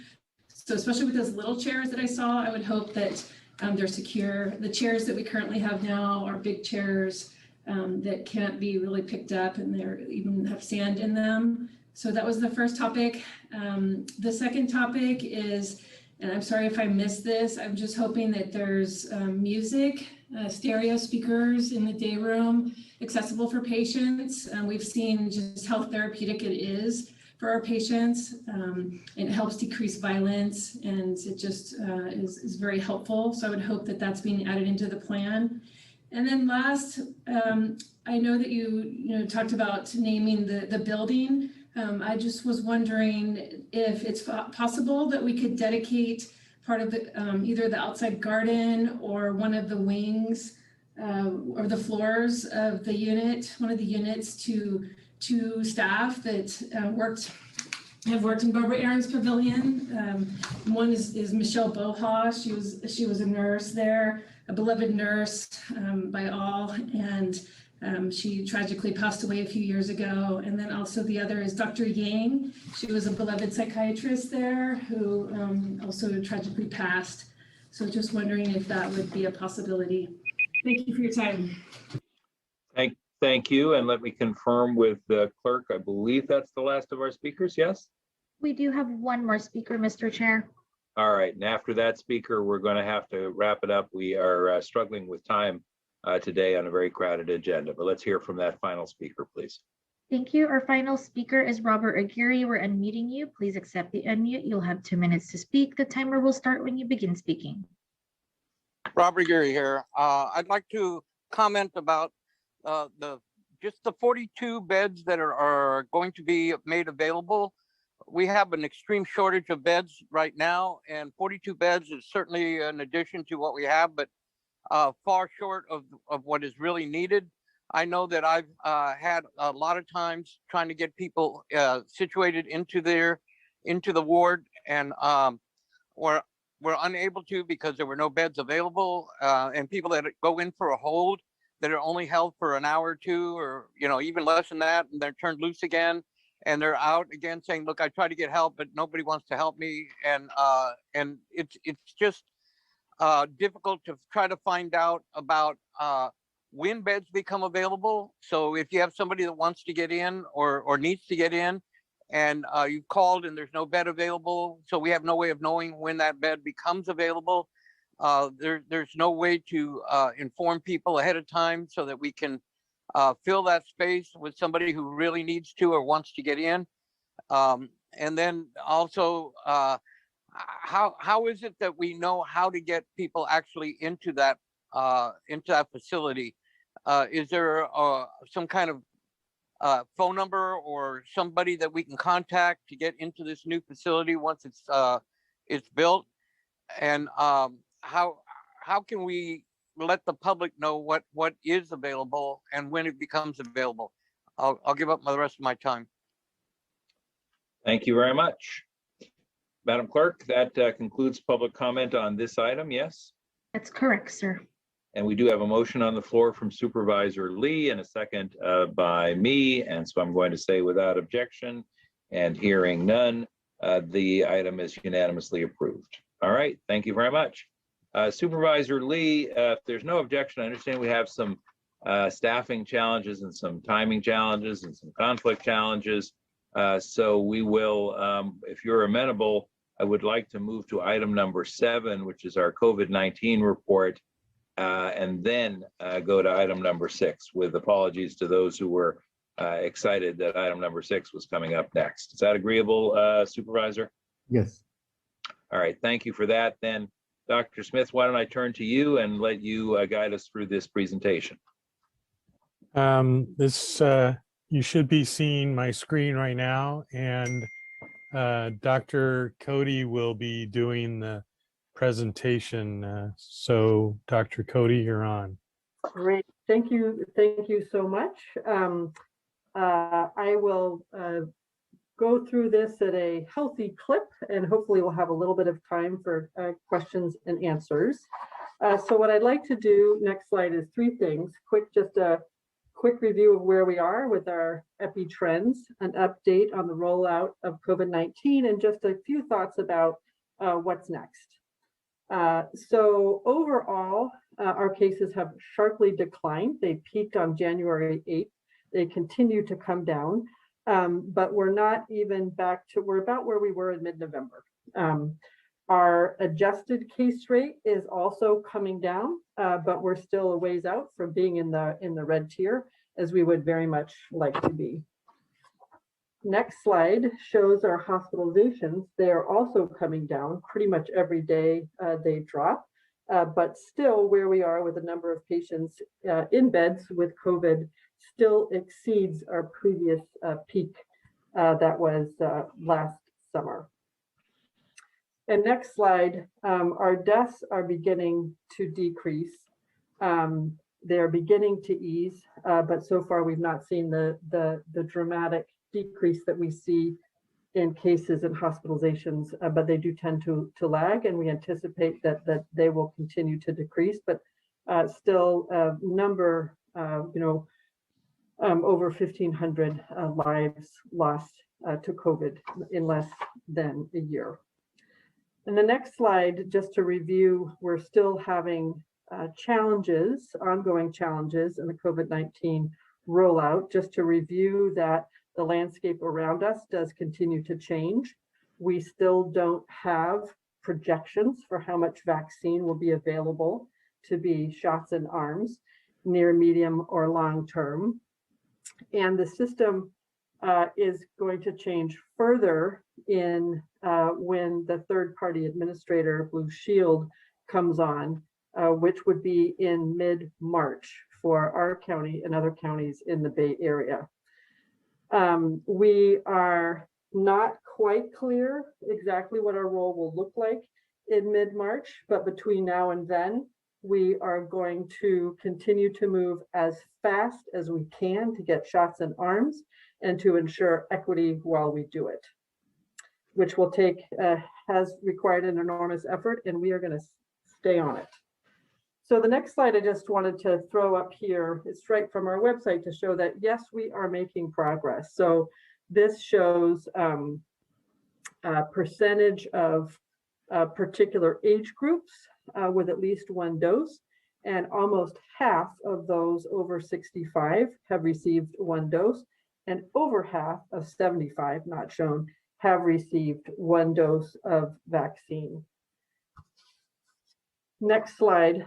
This is a bit of an update from a slide that you've seen before, just to remind us all of the complicated operating environment. What's new here, of course, is that with a third-party administrator, Blue Shield, with the state, that means that what we had control over in blue, meaning that our county health department, we allocated to providers, including our own county health system. Now the third-party administrator will be tasked with allocation. A little unclear exactly how that will look. And also other additions is that there's now additional federal vaccines coming in, both to local retail pharmacies as well as directly to federally qualified health centers, a small handful in our county. The next slide just shows our overall strategy for vaccinating county residents as they become eligible. And as we talk a lot, there's no single strategy that reaches everyone, which is why we have a menu. So for example, we are offering vaccine through mass vaccination sites and sort of moderate size vaccination sites by appointment, as well as higher touch efforts, which include both stationary sites and mobile sites. And those sites are walk up without appointment. So they're in neighborhood. But with all of these, what's really important is that we think very carefully about where the vaccination site is located. So the next slide, just a quick review of 3 big buckets, overall core strategies to ensure equity in vaccination. So we really want to ensure that everyone essentially has equal access to goods and opportunities. So first of all is location. Where do we locate things? Second is who we work with and how we do outreach, and with whom we partner to ensure equity. And finally, a higher touch, higher resourced mobile vaccination strategy to bring vaccine to communities that are hard to reach. The next slide is a summary of our county health system operated vaccination clinics from the largest mass vax, for example, at the fairgrounds site and at Levi Stadium, all the way to smaller sites that are right in communities such as the Story Road Hub, and more sites will be coming coming online. And this also includes a number of our Valley Health Centers of sort of in the medium range. And in the next slide, this is just a quick snapshot of where they're located. So the census tracts in darker blue are those census tracts that over time, since the beginning of the pandemic, have had the highest COVID case rates per population. And you can see the red pins are where the County of Santa Clara Health System sites are. So by and large, with very few exceptions, they're right in those dark blue census tracts. And that is to facilitate access to vaccination in communities where historically spread has been the greatest. The next slide shows you our community partners in community, reaching many of the community members at high need. The Gardner Family Network has a clinic at Mexican Heritage Plaza. We're partnering with them. That's a very popular no appointment walk-up clinic. Roots Clinic has more of a mobile strategy, and then a number of community clinics listed here also receive vaccine and reach particular hard to reach communities. Next slide, another sort of aspect of equity in vaccination is to prioritize or set aside vaccine appointments so that the community outreach team can schedule some of the highest risk populations into those appointments. So we look at census tracts or zip codes where we have high prevalence, and then do outreach to community there and help schedule appointments for them.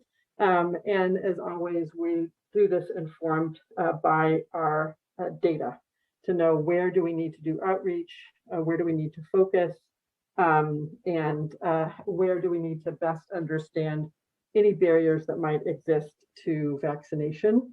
I'm happy to say that our scheduling site for vaccination is now live in 4 languages. So that should be easier for the community to access information as well. And then finally, in the next slide, very briefly, an overview of mobile vaccination. There's sort of at least 3 different flavors. One is, I think we've talked about before, mobile vaccination to kind of complement and plug some holes in the federal pharmacy program. That was one of the first programs to roll out to vaccinate long-term care facility and skilled nursing facility patients, but many staff and patients weren't vaccinated. So we sort of go in behind and fill in holes. Those are mobile teams. We also are using mobile teams to do both fixed sites and sort of pop-up one-time sites in zip codes that have been disproportionately impacted by COVID. And finally, we have, this is in planning stages, not yet realized, which is a mobile strategy to reach homebound adults who otherwise wouldn't be able to access vaccine. Next slide, a reminder that our county website, secfreevax.org, has hopefully all of the information any member of the community might need about vaccines and how to access vaccines, how to see data around how we're doing in our vaccination effort, and more. So finally, I'll just wrap up with the what's next. And we could talk about this forever, but won't have time. I think the big questions are, with new variants that we know are beginning to circulate, will our cases continue to decline at the rate they've been declining? And therefore, when might we enter the red tier or a less restrictive tier when we can ease some of the restrictions currently in place? We're also looking at some point, there's going to be right now, certainly the demand for vaccine far exceeds the supply. It's sometime we don't know when. That's probably going to flip. And then we're going to need to really focus our effort on ensuring that everyone who's eligible gets vaccinated and helping with any vaccine hesitancy or other barriers to getting vaccinated. And sort of with all of this, as we get more of our population vaccinated, at some point, we're going to need, I think this is in collaboration, of course, with the state and feds and guidelines, is when is it enough so that you can ease up on some of the other activities that we do. I think it'll be a while, but it's, we need to have something to look forward to. And then last but not least, a huge topic, when will schools open? When will that happen?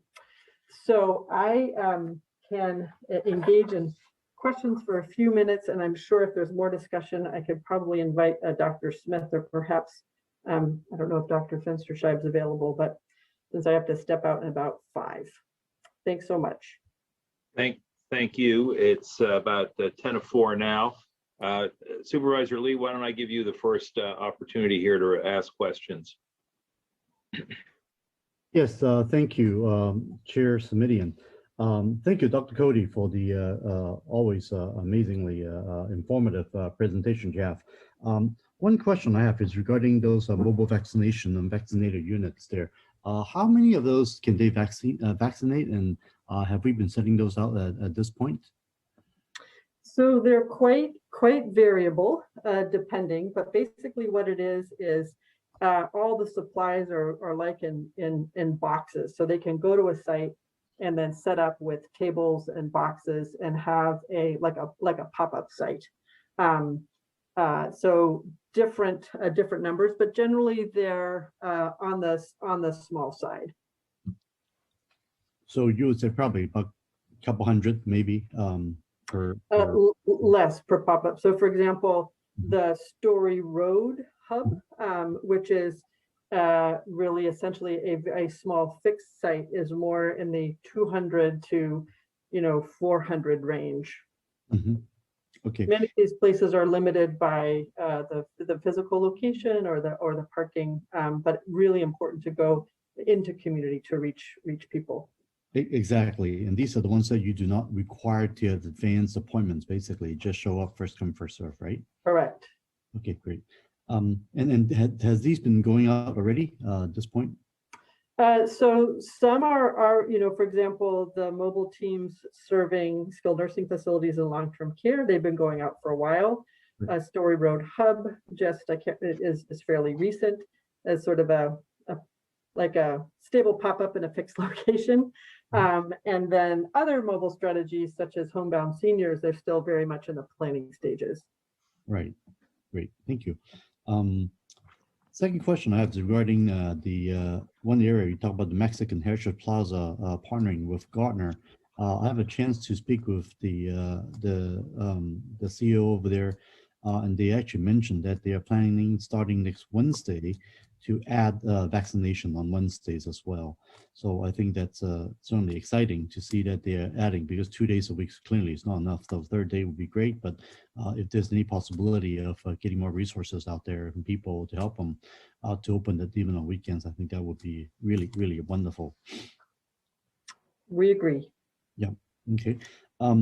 One other complaint we've got is on the site over in Alviso.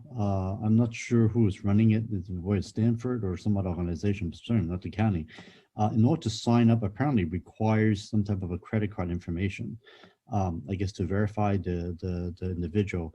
And of course, by doing so, makes it much harder for folks, especially some of the Alviso residents, to get vaccinated. And so seems like there's a site there, but they're not being used by the local residents, but from people traveling from outside.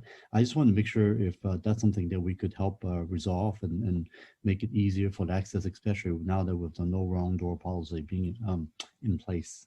Yes, my understanding is we just learned about that issue recently, and one of our team members is working to ensure that the folks that operate the site know, and I think they're working on addressing it, but I don't have a timeline or many details. Okay, good. Yeah, the fact that you're on top of it is great. Yeah, it did come on our radar, but just recently. Yeah.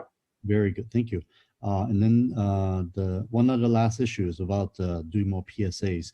As you mentioned, there are a lot of rumors and lots of fake news, shall we say, about the efficacy or the safety of these vaccines that we have. I mean, obviously, being 95% is probably a dream number for most doctors and researchers in terms of vaccine development, and that the safety record certainly has been very, very good since we have been starting it ourselves here.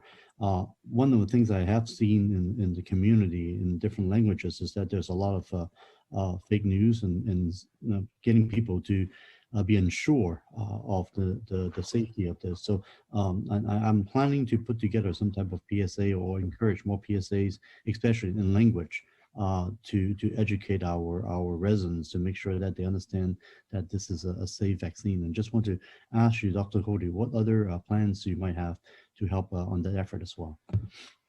Well, I think there's a couple things. One is, in some ways, it's quite crowded. There's so many different messages. And so I think one challenge is to keep a core, simple message and stay on it. The other is that we always, when possible, want to coordinate regionally because we're really one media market, and it is challenging when we have one message and the neighbors to the north have a slightly different message, and et cetera, et cetera. And I think that the California Department of Public Health is also trying to ensure that we all have a similar message as well. That being said, we have unique communities here with local flavor who sometimes benefit from a very tailored local message. And that's where our community partners come in. Great. Yeah, thank you. So, yeah. And finally is regarding opening up.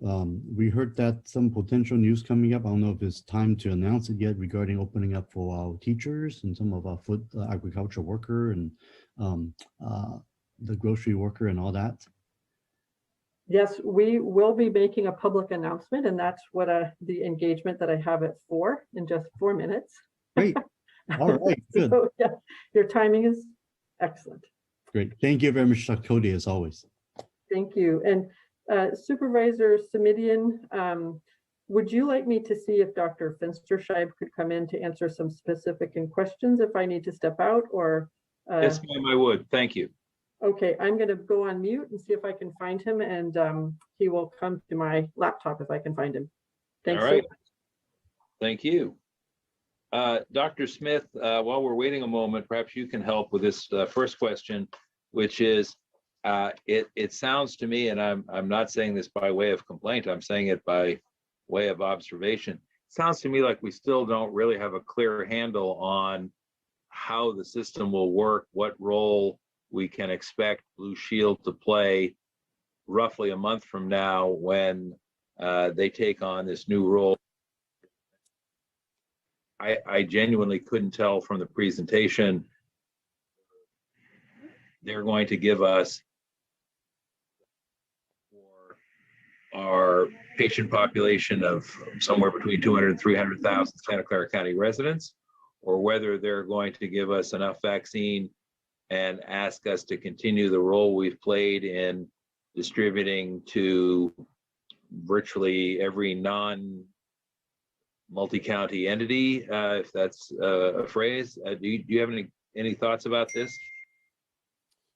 Well, I think you're absolutely correct, Supervisor. At this point, it's very unclear. We've reviewed the contract between Blue Shield and the state. We've had numerous conversations with the state Department of Public Health and representatives from the governor's office, and also there's been meetings with the CEO of Blue Shield. The discussions have been nebulous in the sense that it seems that the state wants Blue Shield to facilitate distribution, but each county has its own issues, size, capacity, hospitals, clinics, the like. And so it's pretty clear that one size won't fit all 58 counties, and the specifics about individual counties have been not answered. So we're functioning under the belief that we, the county, will continue to be involved in the process of distribution. And we just got an announcement that next week we're going to be getting 25,000 doses, which is fairly typical of what we have been getting. But there certainly is no guarantee and no specificity about each county. So I wish I could give you a better answer. No, I think knowing what we don't know and is a helpful part of this exercise. I gather from what you're saying that not only do we not know, and I'm not being flip here, I'm trying to think ahead about how we plan for the future with limited information. Not only do we not know what will happen, we think a month from now in mid March, but we don't know when we'll know, meaning we don't know if we're going to have that information a week from now or 4 weeks from now. Is that also a fair assessment of where things stand? Yes, sadly, that is a fair assessment of where things stand, yes. So for the time being, the county's position is, under the current regime, we receive our doses and we are responsible for sharing those doses with all of the various providers who are not receiving their own doses directly from the state by virtue of their status as multi-county entities. Do I have that right? That's our working presumption, yes. Okay. Let me switch to an epidemiological question, if I can, and if you can answer. I don't know if Dr. Fenstershive has been able to join us or not. But as I look at the curve, and I'm looking at page 3 of Dr. Cody's PowerPoint, and I see, of course, that distressing climb in cases in the latter part of the year, starting in November and then going up pretty sharply in late November and throughout December, and then fortunately equally sharp decline. I'm trying to understand why that's happening, and what I recall is that there was concern about folks gathering over Thanksgiving, and there you go, folks gathering over Thanksgiving, and the speculation was that that then produced those bad numbers 3 to 6 weeks out. But I'm then remembering that we also had concern about people gathering over the winter holidays and New Year's, and that we were worried we'd see a similar spike 3 to 6 weeks out from the end of the year, which fortunately did not happen. Can you shed any light on that? And if there's something that needs to be corrected or explained in terms of my understanding, please feel free. Probably best for Marty to try to answer that. I can give you my understanding, but if Marty's there, he can give you a more expert opinion. Marty? I am on, thank you. Sorry, I was out doing some of the vaccine allocation work. We had a pretty steep increase, and certainly you could look at, like you mentioned, that there was a lot of activity, travel, and gathering during the holidays. But we really were very surprised and have been surprised of the precipitous drop in cases without the greatest reason. I mean, we're still in winter, people are still indoors.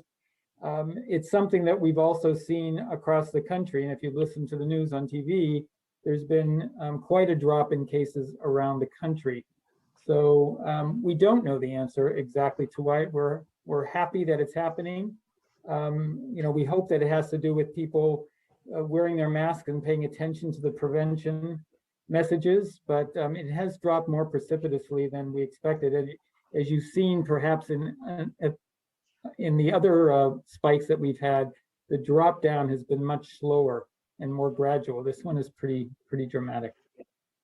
Yeah, and as I say, part of the reason I was perplexed was I was working on the operating assumption that the spike had something to do with folks getting together over the Thanksgiving holiday, and I then had the fear that we could see even worse numbers following the winter holidays and New Year's. And not only did that not happen, as I say, but it went dramatically in the other direction. So to be determined. Let me just ask one very practical question. And we've tried to feed this request in from my office, but I want to make sure I take advantage of this opportunity to make the suggestion publicly. I am looking at the sccfreevax.org landing page, and it has been revised recently with some new graphics and interface here. One of the things, though, Dr. Smith, if I remember correctly, is that we were having something like a 10% cancellation rate on vaccines at our site, vaccination appointments at our site. Am I remembering that right? It was as high as 20%, but we started overbooking, and so now we're down into the 10% range. We're still not real happy with that, but you will have some no-show no matter what.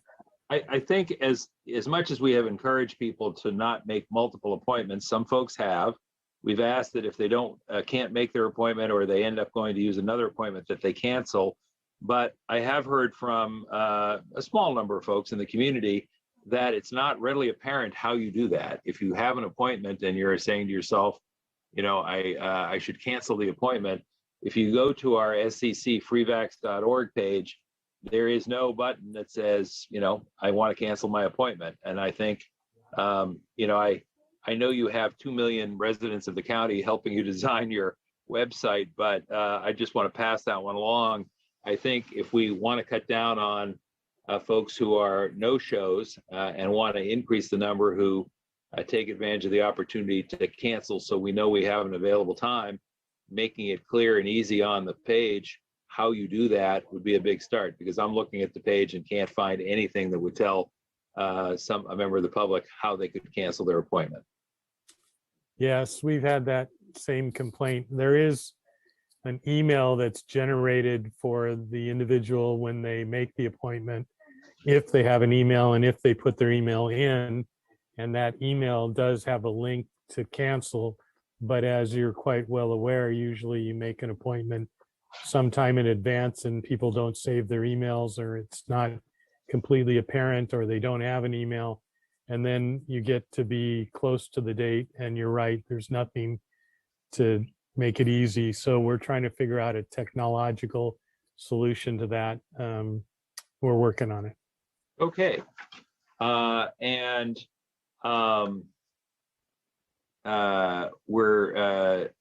got a press conference going right now that's going to answer the question, what about teachers? Yes.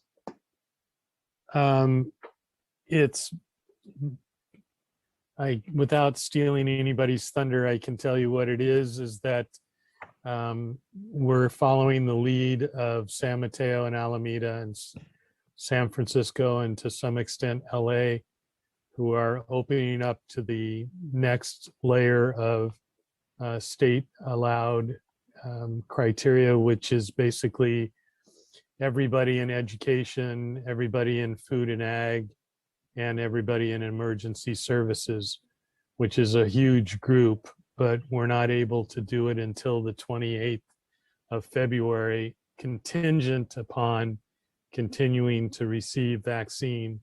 And the motivation for this was that we have attained a vaccination rate in the 75 and older group of greater than 50%, and by the 28th, we will have also been greater than 50% on the 65 and older group. So the expansion, although I'm very concerned about the volume of vaccine, is consistent with what the state and surrounding counties are doing. Got it. Now that I've stolen everybody's thunder. No, I think they're probably getting a larger or wider audience than we are. So I'm not terribly worried about that. But let me just ask Dr. Smith, you mentioned a couple of times contingent on the vaccine. I feel like no matter how often that is said, people are not always keeping top of mind that no matter what the eligibility criteria it may be, if there's no vaccine, there's no vaccine, and it doesn't terribly much matter what the eligibility criteria is.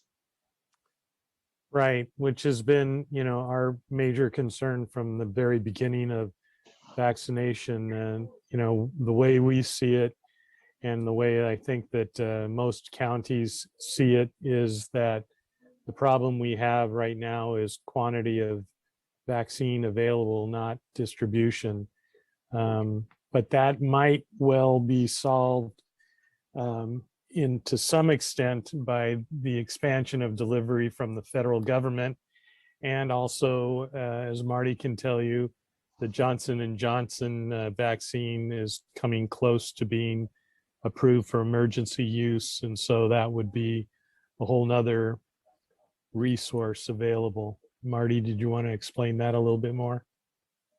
Sure, and I would also just add that even though that announcement is coming for the 28th, that between now and then, which is 12 days, we really have an opportunity to continue to push the message about getting our seniors vaccinated before there is, the so-called rush from the other groups. And so I would really urge, especially our communities of color, as we've been working very hard to outreach, but just to put that message out. As far as Johnson & Johnson goes, they are going to be presenting their evidence of their trials before the FDA on the 26th of this month. So that's in just about 9 days from now. And we are anticipating an approval, but again, we don't know until they are before the FDA. If they are granted an emergency use authorization, then we believe rather quickly after that there will be the shipment of vaccine, because those doses of vaccine have already been manufactured and are waiting for shipment once the authorization comes. I've heard on the news that there's not a heck of a lot. I thought I heard something like 10 million doses nationally in their stockpile, so that's not a lot of doses, but it's it's still additional resources. It's, as people remember, that's a single dose vaccine, and we will learn more about it when they present their information to the FDA. And one last question, and I have more, but I want to be mindful of the time for others who've been patient. Dr. Smith, when you said the 28th of February for teachers and others who are in that category, does that mean that starting that date, folks will be able to schedule appointments, or can they schedule appointments if they're in the newly enlarged category now for appointments after February 28th? Did you understand my question? Yes, you're asking when the appointments will be available.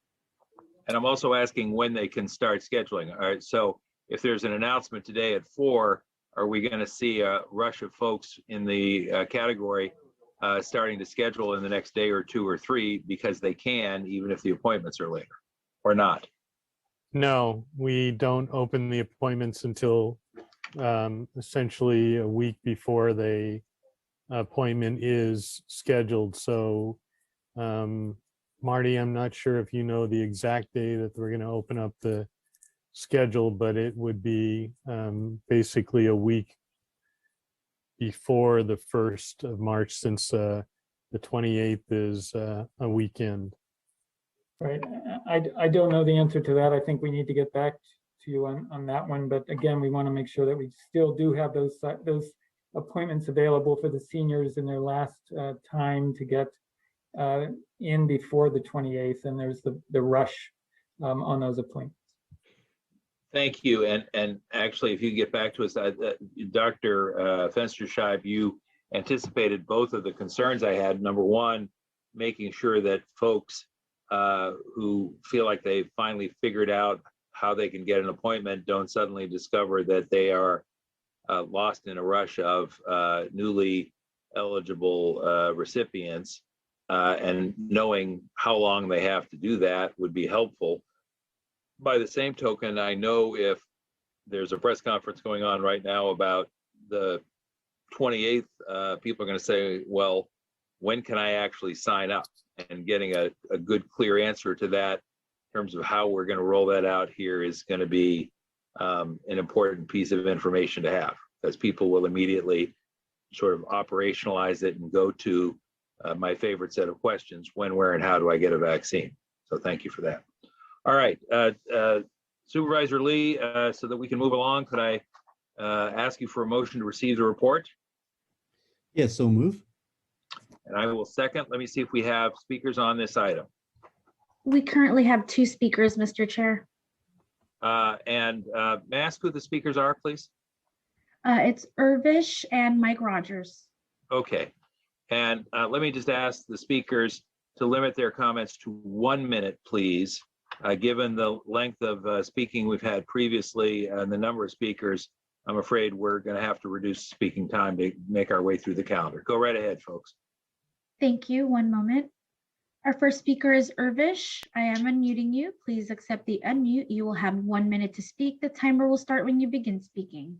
Thank you very much to Health and Hospital Committee. I think I wanted to mention about what Dr. Sarah Cody has gone over some of the specifics of the COVID-19. It is to evaluate that the Governor Gavin Newsom has given the blueprint for the COVID-19 pandemic to handle, and as a part of the COVID-19 pandemic situation to handle, there are all the counties they have respective phases to go through. And as of now, with the ongoing situation, I think it is important that the right set of testing as well as the vaccination be provided, and then afterwards to evaluate that where exactly the county of Santa Clara and the cities undertaking within the county of Santa Clara standing from a COVID-19 perspective. From that particular point of perspective, then I think from afterwards it would be better to decide that whether the counties are still considered to be in a safe zone or not, considering the COVID-19 situation. But still, there's a long way to do, and there's a lot more things to implement as a part of COVID-19 situation. Thank you. And our next speaker, please. Mike Rogers, go ahead. You have 1 minute to speak. I'll unmute you right now. Thank you. Just quickly, there's one hypothesis going around in answer to Supervisor Submit's question about the patterns we've had. And if you look at the historical patterns that were recognized as long ago as 40 years about the normal coronavirus patterns, they match the seasonal patterns by latitude and by time of year. We had a peak in the hotter parts of the country in the summer, and then we had a big one in the winter throughout the whole country. But I did want to get to one thing that Dr. Cody's third question, which is there another way to think about what are the ways to come out of NPIs? And specifically, as we vaccinate the elderly, we're dropping the infected mortality rate significantly. The infected mortality rate by age goes down exponentially. And as we get further along vaccinating the elderly, the overall mortality rate will drop by orders of magnitude, and whether that's a consideration for opening NPIs. All right, thank you very much. Thank you, Madam Clerk. We have a motion on the floor. We have a second. We've heard from the public, and I'm going to say without objection and hearing none, the motion is approved and the report is received. That takes us back to item number 6. And Supervisor Lee, because of time, what I'm going to do is try and march us through this very expeditiously, and no need for a staff report. We have the staff report. I will, thank you, Mr. Rao. I will mention that we have a late breaking edition just to make sure that Supervisor Lee has the same document that clarifies the new time frame. I have asked that this item be on the agenda every month until both of these facilities for Alcove are opened up in San Jose and in Palo Alto. The timeline on this has just been painful. And I remember sitting down with Dr. Steve Adelsheim in my office in December of 2015 to talk about how we could get what was then known as Headspace and is now known as Alcove into the community. I did an inventory item on it in June of 2016. We had a lengthy MHSA process, mental health process, that ended up with, I think, November 2017 approval by the Board of Supervisors. And here we are in 2021, still having the conversation and unable to get these facilities open. I've read the explanations, and I'm not in a position to nitpick or second guess them. I'll just say I think this is not an acceptable length of time. There's nothing we can do about it at this point, but the update today indicates that we are now looking at April of 2021, I believe, for the activation of the site in San Jose. Is that right? That is correct. Construction would be complete by April with an activation date of June 1st for the San Jose site. Thank you. I misspoke. Thank you. That was, I'm got so many different schedules here. So now we're looking at June rather. This is the most recent one. And we're still clinging to our May 14th date for the Palo Alto site. That is correct. Estimated completion of construction by April with an activation date of May 14th for Palo Alto. Okay. I'm not going to belabor the point. I've said what I need to say. I will say, Dr. Smith, I think we need to figure out why we have this problem, because it is not unique to this project. When we talk to the behavioral health folks, they say, well, we've got, issues over at Fleet and Facility. When I talk to Fleet and Facility, they've got issues with the contractor. My own view is that part of the problem is that our county system does not really have a project manager system in place that I would characterize in that way, that there's someone who's going to say, come hell or high water, we're going to get it done. And so I want to be very transparent with everybody. I'm going to go to the Harvey Rose organization and exercise my prerogative as an individual member of the board to ask for a 40-hour audit of why it took us this long to open up 2 sites. We're not talking about building a center on the magnitude of the conversation we had earlier, although that has taken a long time as well. But this is a long time coming for a relatively modest operation, and so I'll want to talk to Dr. Smith about how to make sure that these weekly meetings that I understand are now underway do in fact produce timely delivery. Mr. Rao, I know you're depending on other people, but what's your level of confidence that the San Jose site's going to be open for business on June the 1st, and that the site in Palo Alto will be open on May 14th? We are continuing, as you mentioned, to have weekly meetings to track on this, and we are making every effort to meet these timelines and deadlines. All right. Well, I'll just say, as one member of the board, I'm going to be digging into this in greater detail at subsequent meetings in March, April, May, and if need be, June, when we have a little more time. And I am going to ask for the 40-hour audit. And I am going to ask Dr. Smith to work with me in my office on making sure that we see these weekly meetings go forward. I'll stop there. Anything else staff would like to say in response to my disgruntlement and dismay? Not at this time, just that we share your complete interest in ensuring that we can get these sites open, and we are working as hard as we can to get that done, and we will stay on top of it and continue to report back on a monthly basis, Supervisor. Thank you for that. Supervisor Lee, can I get a motion to receive the report? So moved. Any comments or questions? Let me check and see if we have any staff, with the clerk of the board, to see if we have any members of the public who are waiting to speak on the alcove item. We have one speaker, sir. Go right ahead. 1 minute, Our please. next, thank you. Our next speaker is Irvish. You'll have 1 minute to speak. The timer will start when you begin speaking.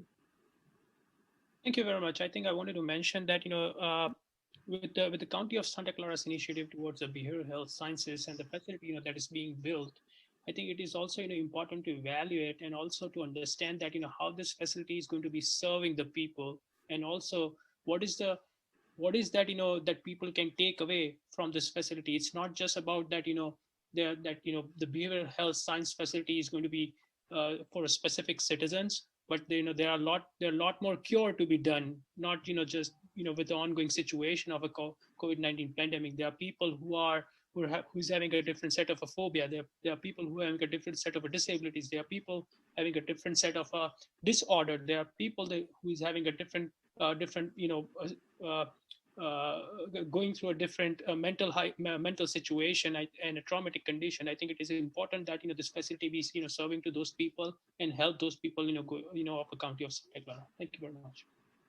Thank you. There's speakers.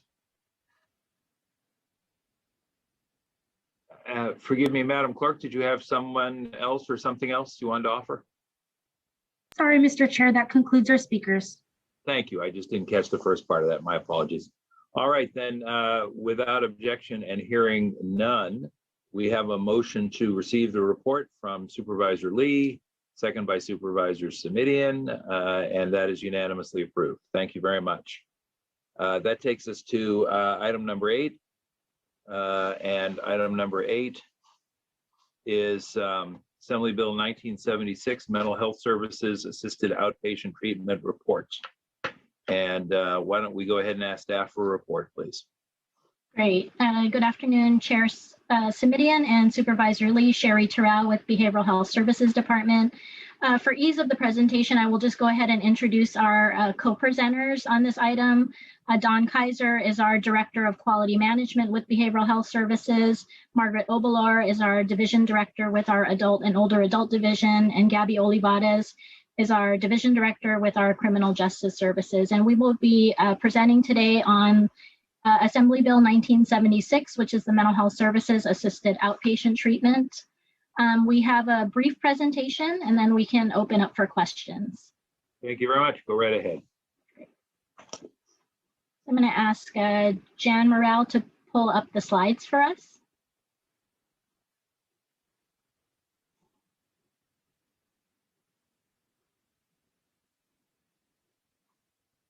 Okay, let's see. Great. So today we plan to address several items with respect to AB 1976. We will present an overview of our behavioral health continuum of services and outcomes, our current intensive level services. We will provide an overview of Assembly Bill 1976, as well as an overview and deadlines. We will provide some information provided recently during a California Behavioral Health Directors Association discussion related to assisted outpatient treatment and some challenges that other counties have encountered, discuss impacts on communities of color, and open up for questions. Next slide, please.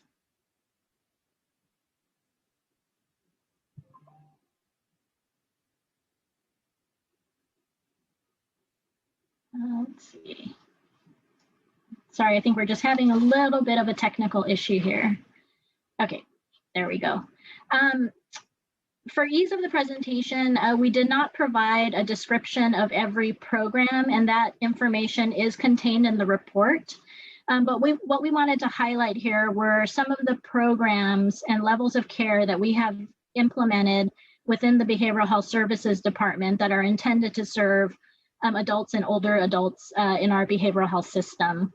What we wanted to do here on these slides. I'd like to ask you to walk through these quickly. I understand the context setting, but I think we'd better spend our limited time talking about the question we have coming before us rather than reviewing the efforts already in place. I understand the linkage, but let's try and address the question at hand, please. Thank you.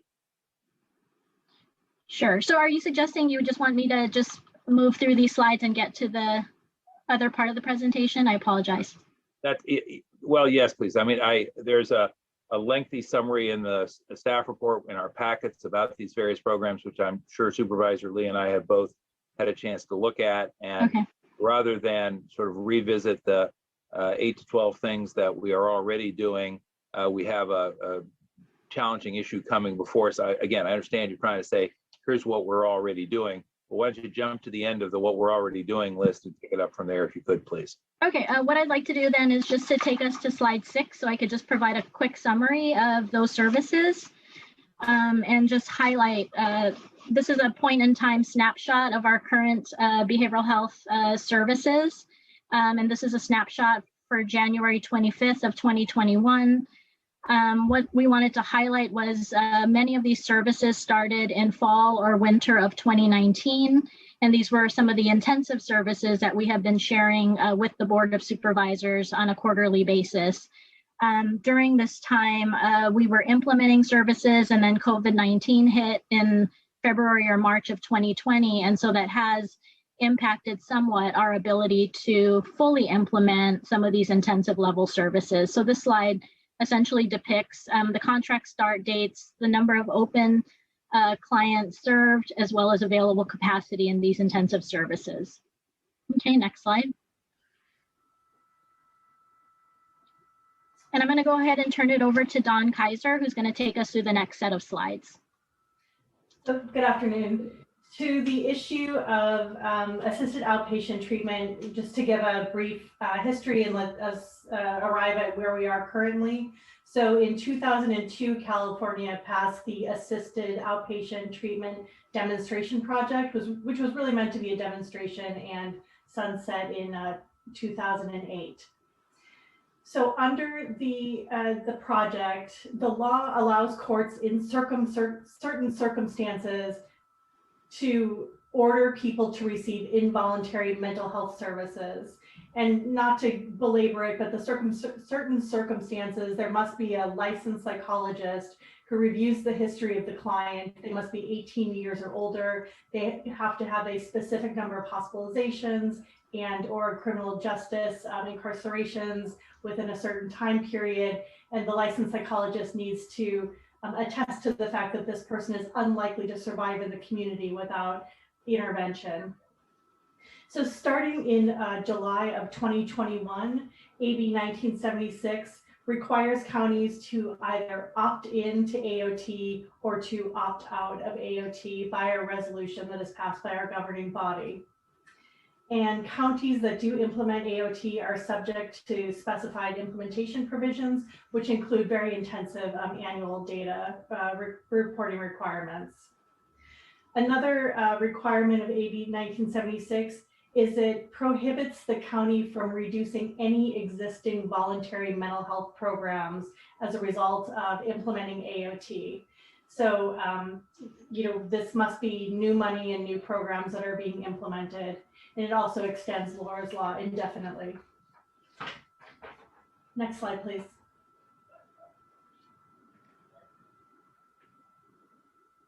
So let's take a look at our deadlines. So AB 1976 is effective July 1st of 2021.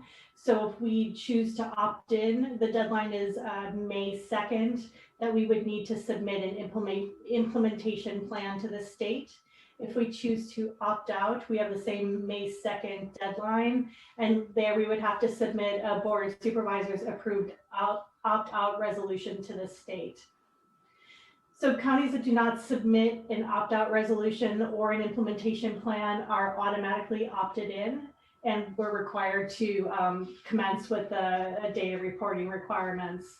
And then just to note that if we would not opt in this year, for example, counties have the option to opt in at any later fiscal year. Next slide, please. So this is just a quick snapshot to give you a sense of our local efforts versus the statewide AOT efforts. So statewide, there are 58 counties. Since its inception in 2002, 19 counties have opted into AOT, and 13 of those counties report data. So this is relying on the last available report, which is an 1819 statewide report.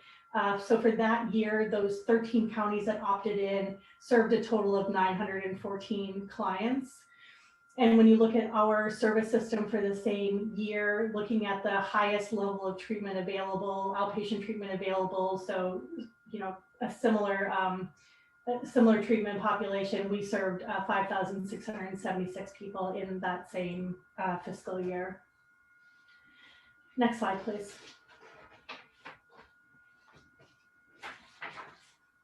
Oh, I apologize. Can you go to the previous slide? Gabby and Margaret, did you want to talk about, offer some additional perspectives on the implementation of those programs? Good afternoon. This is Margaret Obuloa, Division Director for the Older Adult. I did want to just piggyback on what Sherry had stated at the beginning of the presentation. So even despite the pandemic, we've been able to continue to serve a large number of individuals. And as Don had mentioned, we've served 5,600 individuals in these various outpatient services that we've just implemented. And I think the only comment I would just like to make that our FACT team is designed to spend 80% of their time in the field. So we will go out to the consumers. We are really looking at non-traditional outpatient services, and we're providing through these programs an array of services. They get the basic mental health support, substance abuse, medication, case management. But in conjunction with that, we're also providing illness management and recovery skills. We're teaching people life skills. Many of these people have been incarcerated for long periods of time. These programs can extend 12 months to 2 years. So it's a long stay for individuals that need further reintegration back into community.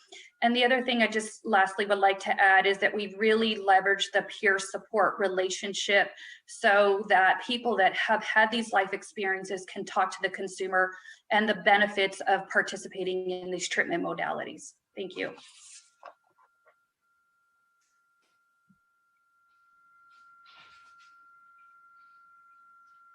Great. So to rely again on the most recent year's data that is available, as I said previously, 19 counties have opted into AOT, so that's about 33% of California counties. In the last year where there is data, 914 individuals were served from those 13 counties, and about 25% of them actually required court involvement to engage in the assisted outpatient treatment, meaning that 75% engaged voluntarily in the programs in the end without court intervention. Of those 228 who did receive contact from the court, 91 required court order treatment and 137 required a court settlement to engage in treatment. Next slide, please. So given that Santa Clara County has identified racism as a public health crisis, we wanted to offer the following information on the impact of assisted outpatient treatment on communities of color. So the first thing to note is that DHCS reporting is limited regarding race and ethnicity. So there is no data for Asian Pacific Islanders, for individuals who identify as multiracial or of other races.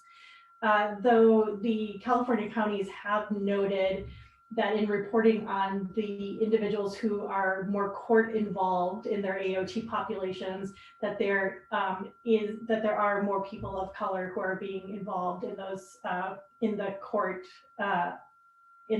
ordered part of AOT.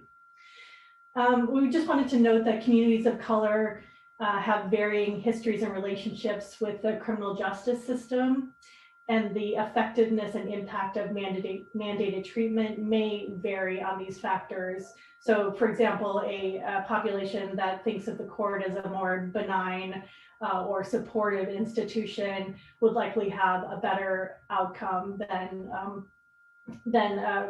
than communities who do not have that relationship with the court.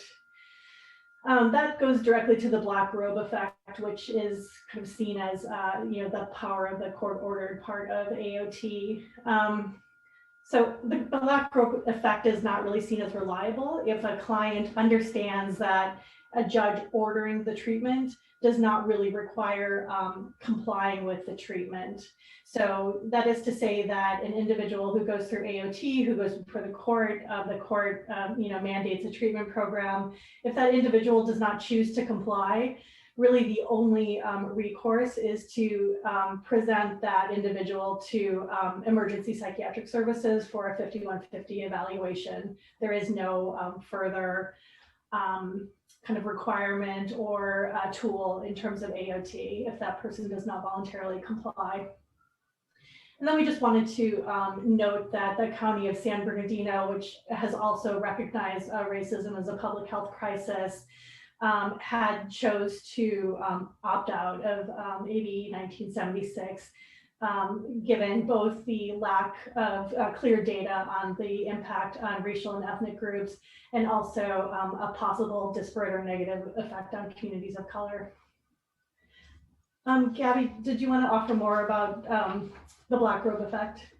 Yes, thank you, Dawn. So I think in Santa Clara, we take a very different perspective where we utilize the black robe effect, where the judge is actually motivating the client to participate in treatment. It's a collaborative court process. We have mental health clinicians that provide assessment. And so what we use is motivational interviewing techniques to elicit response, buy-in from the consumer, and then everybody in court, including the judge, the public defender, the DA. We're rooting for the client. We're informing how invested we are in their care. We're explaining the benefits of treatment. I think the other thing to note too is with our diversion cases, a court order can be issued for an involuntary medication order.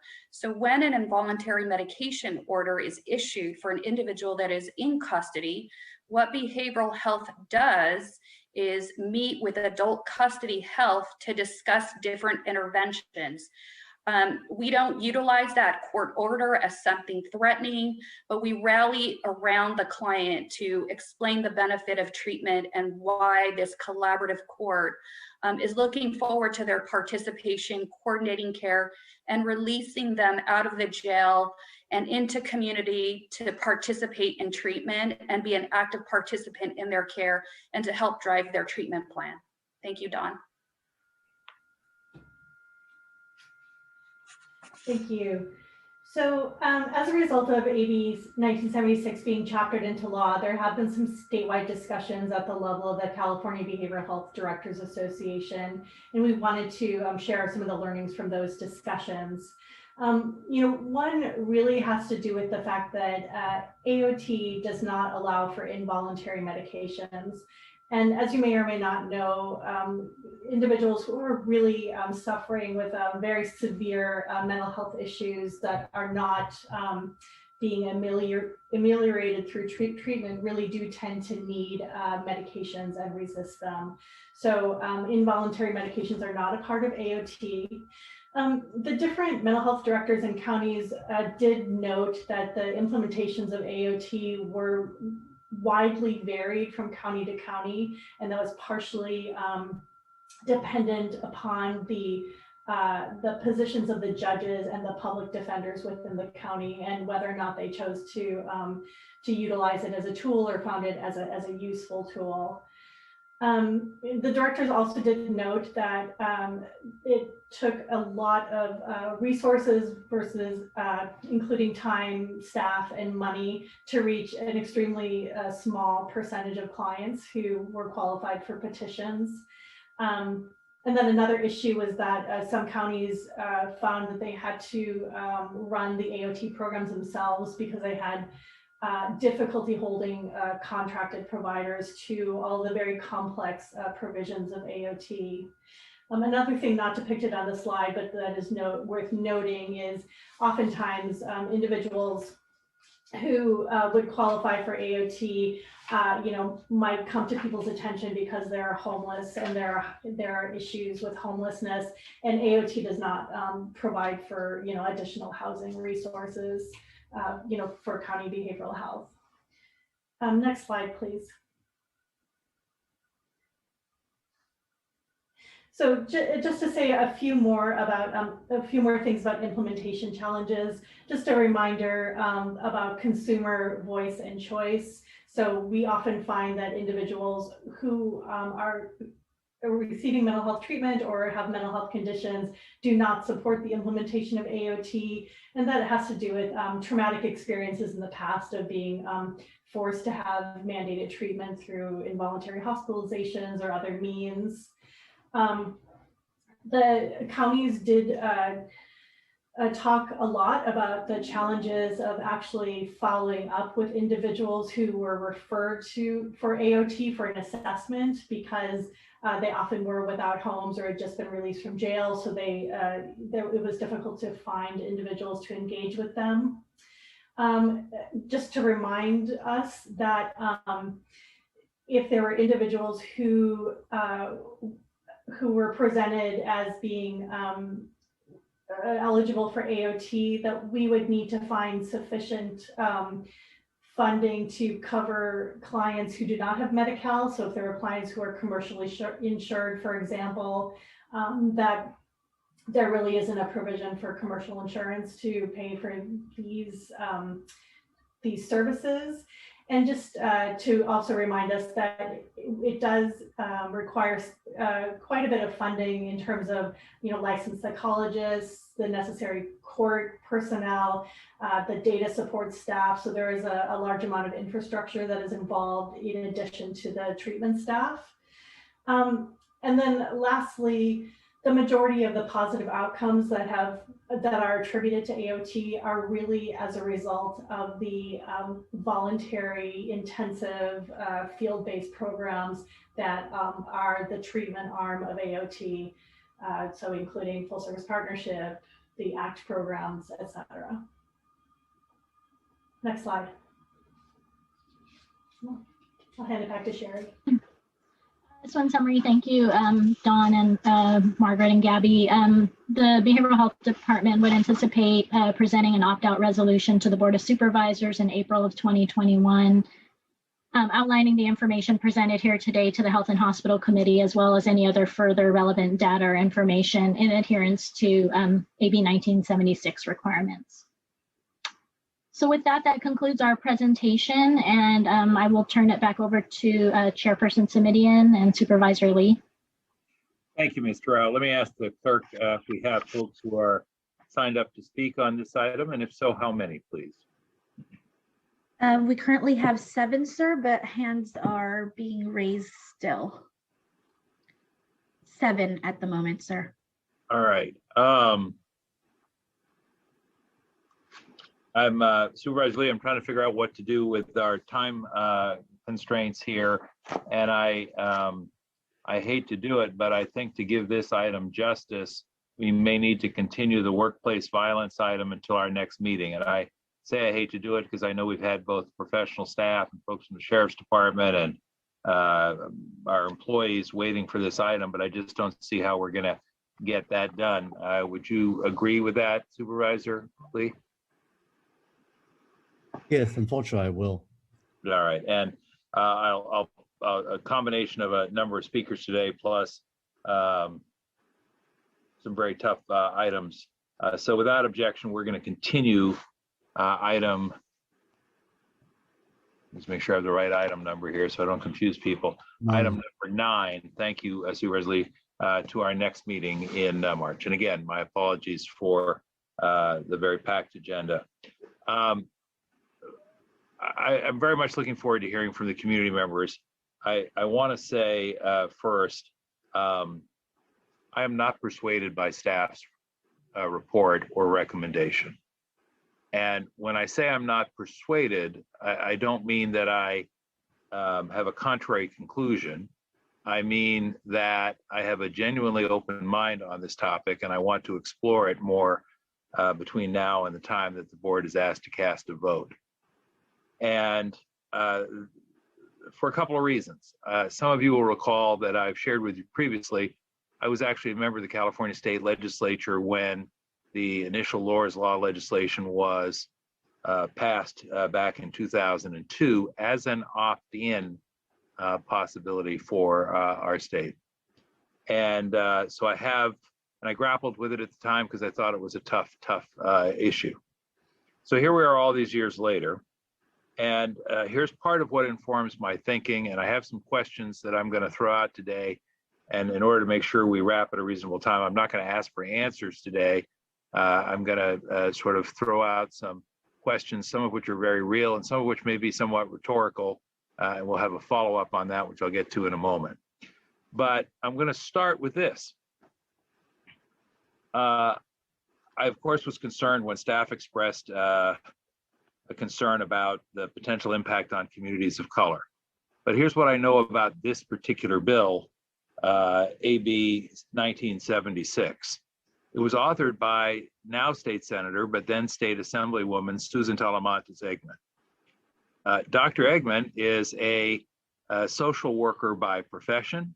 She is a professor of social work. She has a PhD in social work. She is one of the more progressive members of the California State Legislature. She is the past chair of the LGBT caucus in the state legislature, a member of the Latino caucus in the state legislature, and the bill passed unanimously in both houses at a time when both houses of the legislature had heavy Democratic majorities, including very progressive Democratic majorities, unlike the time when I served there. So I'm asking myself, why would a progressive Democratic majority take this step? Why would a progressive author like Susan Talamantes Eggman, now Senator Eggman, take this step if that were the case? Rather clearly, they thought otherwise. So I'd like to have some more discussion, some more detail on that when we revisit this issue. The second thing I would say is, it strikes me that people have very strongly held views on this subject. And I have to tell you, my strongly held view is it's complicated. But what strikes me is that people have very strongly held views when a relatively small number of people actually participate in the programs. And so while it is, of course, immeasurably important to the individual lives and families of the folks we're talking about, it doesn't seem to me that we're talking about that many people in a county the size of Santa Clara with 2 million folks. So a little more information the next time we talk about how many folks are we really talking about would be helpful. Now, this next point is key to me, and that is, my understanding is that if we were to opt in, essentially what we would be doing is giving ourselves a tool we could choose to use or not. There's nothing about being an opt-in county that requires you to use the authority in the law. Or am I wrong about that? And I am going to stop and ask you, am I wrong about that? Because if I am, that's a key point that needs to be highlighted right now, and I don't want to go down that path any farther. Mr. Rao, your staff? Dawn, do you want to address that? Do you want to take that one? Certainly. So Supervisor Submits, if we opt in, that does mean that we are standing up an implementation plan, and we need to begin to supply data to establish that we are actually using the program and providing those services. So while I understand your question, I think it would be difficult to represent to the state that we are opting in and we are putting in place the infrastructure in terms of, allowing, providing education and outreach to the community on how to access AOT, in making sure that we have the staff who could, do the investigations, provide the outreach, provide the treatment, take them through the court process without actually standing up the program. So I think it would be difficult to both opt in and not stand up the program. Ms. Kaiser, perhaps my question wasn't clear, so let me try again. Even if we stand up the program, however, there's no obligation to use the program for 500, 100, 50, or 25 people. Am I right about that? I believe that there is nothing that says that the program has to be applied to X number of people. I think the place where it is difficult is we will have to provide the ability for the community to, because there are a number of different people, by designation who are able to refer somebody to be assessed to whether or not they meet criteria.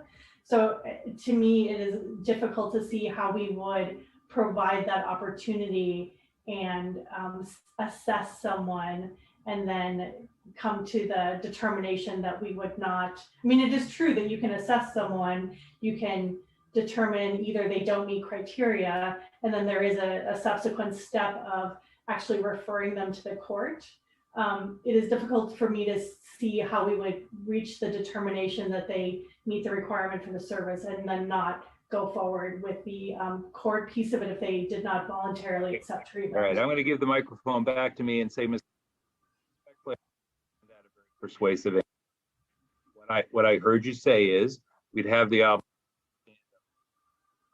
and to let people, but there's the assessment of whether or not the program is a good fit for any particular individual. And what I also heard earlier was when I asked Mr. Rao if we could move along a little more quickly on the program description, we've got 10, 11 other programs here that we might say, you know what, this is a superior way to deal with the challenges this individual is facing. As I say, I see this as essentially being a tool or a process that might be available, but if we're doing such a great job with those other 8 to 12 programs and services, that we then don't have to actually access. So what I am going to ask, and I'm going to ask for it and I'm going to ask Dr. Smith to make the commitment that we're going to get it, is I'm looking at the page 7, packet page 76 of the document that we got today, the PowerPoint, where it says the law allows courts in certain circumstances after following a specific set of procedures to order people to receive involuntary mental health services. So that's really sort of to me, amidst all the information, that's the core here, which is what does the law actually entail? What does it require us to do if we opt in? What does it prohibit us from doing if we opt in? And what does it allow in our discretion for us to do? So what I'd like is an off-agenda memo for all 5 members of the board, so they have plenty of time before they're asked to make a decision in April, by the end of this month, which is February the 28th, that explains the basics. This is 2 or 3 pages of here's what the law actually allows, because that was the one thing that was missing, I thought, in a otherwise very comprehensive staff report, which is, all right, so what does the application, to your points, Ms. Kaiser, what does the application of the law actually entail? And again, what does it require? What does it prohibit? And what does it provide flexibility on? And I think, if I remember correctly, there's a pretty good starting point, maybe even a direct cut and paste from about 4 years ago when we had this conversation at the Health and Hospital Committee before, where we did take a sort of a closer look at what AOT entailed in terms of the specifics. So that's what I'm asking for. Dr. Smith, is February 28th a reasonable timeline? Supervisor, this is Miguel Marquez. Dr. Smith unfortunately had to step away from the meeting, but yes, February 28th is a reasonable time. We can get that back as an off-agenda memo, 2 to 3 pages. At least on my sound, you were coming in and out at the very beginning, but toward the end, I heard you say in 2 to 3 pages of what's required, what's prohibited, and what's discretionary. That's what we can bring you back. And if you had said more at the very beginning that we missed, we're happy to provide any additional information. No, thank you. And I'll lean in here a little bit to make sure that I am not cutting in and out quite so much. If you need another page or two, I don't want to limit anybody's ability, but you know, what I'm not looking for is a 20-page report where we lose the sort of bottom line summary of what the law does and doesn't provide, because I think that's the piece that at least I will find most helpful as we go forward. Next thing I want to say before I get to Supervisor Lee and before we take public comment is I think I might have a different perspective on this if I were in my first year on the Board of Supervisors, but I'm not. I've been here 8 years, and we've had this discussion for most of the past 8 years. And what we've always been asked as a board and as a community is to be patient while we stand up these other programs. And I expressed earlier in the meeting on a different item, the fact that after years and years and years, you know, at some point patient is exhausted. And at some point we have to acknowledge that for all the good work, and I want to come back to that in a minute, for all the good work and commitment of people in the field, the system is still not working for too many folks out there in the community. And wishing it were so, intending it were so, hoping it were so. That's after 8 years of being back on the board, I have to say, you know what? I see too many folks out there who we're still not able to help. I see how long it has taken us to hire people to fill positions on the mobile crisis response team or the PERT program. So at some point, for all the good work, we have to say, you know what, not working for an awful lot of people. And maybe some small number of those folks could appropriately be served using this tool by the thoughtful and limited application of the tool within the discretion that the law provides. Now, before I turn it over to Supervisor Lee, what I want to say is this. Mr. Rao and you know, others on the team who I'm looking at, you have the toughest job in the world. I want you to know I get that, and that I'm sure there's no way I can express my concern about this topic without it sounding like criticism. I don't mean it that way. I honestly don't. I think you all do remarkable work on a daily basis that shapes people's lives in ways that command my admiration and respect. And so that's not what this is about. And I just want to be very clear, because I don't get to see you that often, and certainly in COVID, I don't get to see you that often, but I have immense appreciation and respect for the work you and your colleagues do. But I also have a duty and an obligation to ask myself, are we leaving too many people behind? And is there one more tool we might thoughtfully use to help some of those people? And that's the thing I'm struggling with. And when I say I have an open mind on the subject, I mean it quite seriously. I think most of you have worked with me enough now to know if I had an opinion, I wouldn't mind sharing it. I honestly don't know how I'm going to end up voting on this item when it comes to the board. But I know that as of today, I'm not prepared to just say, brush aside the possibility as we have done in the past. Supervisor Lee, to you, and then we're going to go to the public. Thank you, Chair Submits. Certainly, Laura's Law has been one of the most complicated subjects that I've worked on during the 2 years of campaign, and having studied it inside out and upside down. In one area, I just want to mention, and I confirm with everybody else on the call, on the talk here, is that this is not LPS, right? LPS already gives you the power to, you know, put somebody under custody for 72 hours if they're out there and potential harming somebody. LPS already does that. This is a involuntary, but AOT, an assisted outpatient treatment, right? And it does not in any ways force any type of medication, correct? Right, I think you all muted. That is correct. Sorry, we're on mute. Okay, thank you. Yes, that's right. Thank you, Sherry. And then the other thing is that the way AB 1976 it actually prohibits a county that implements it from reducing any existing voluntary mental health programs if we were to adopt AOT. So what it means to me is all the wonderful programs that we have here at our county, specifically for our county, those actually will not be reduced or affected by adopting this program. Am I correct? Yes, that is correct. Right. Okay. By law, you can't do that. And I'm going to cut to the chase.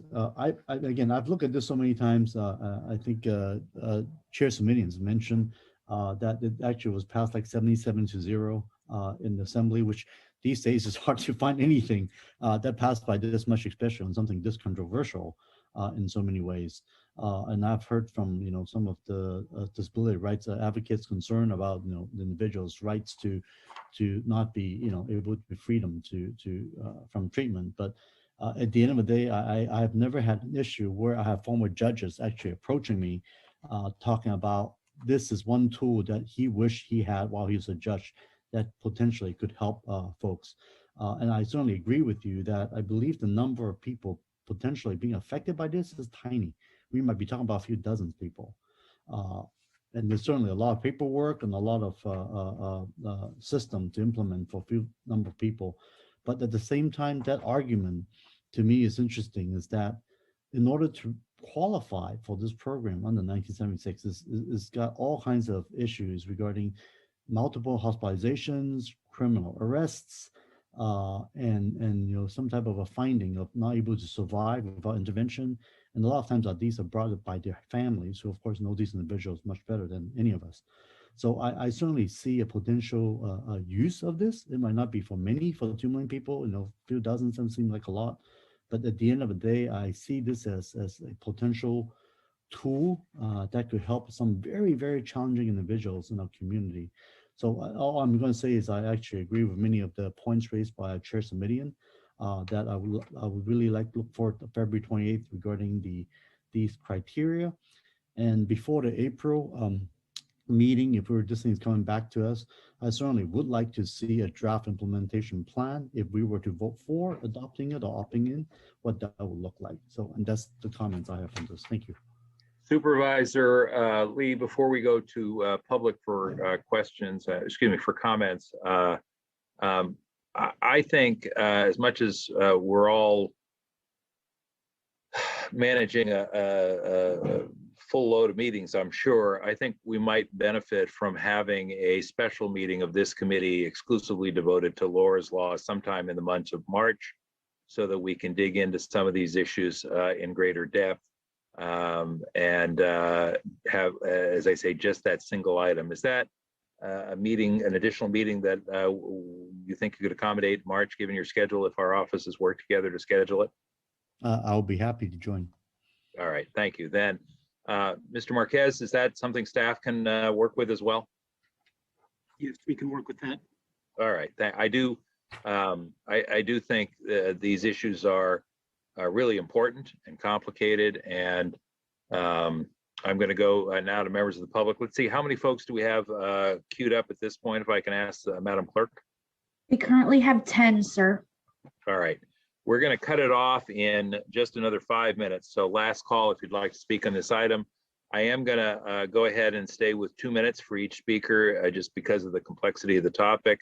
But I'm going to ask for people who can use less time to please use less time if possible and still communicate their message. So go right ahead. And thank you to all who have queued up to speak on this item. Thank you. Confirming 2 minutes, Mr. Chair. 2 minutes. Thank you. Thank you. Our first speaker is Becky Moskowitz. I am unmuting you. Please accept the unmute. You have 2 minutes to speak. The timer will start when you begin speaking.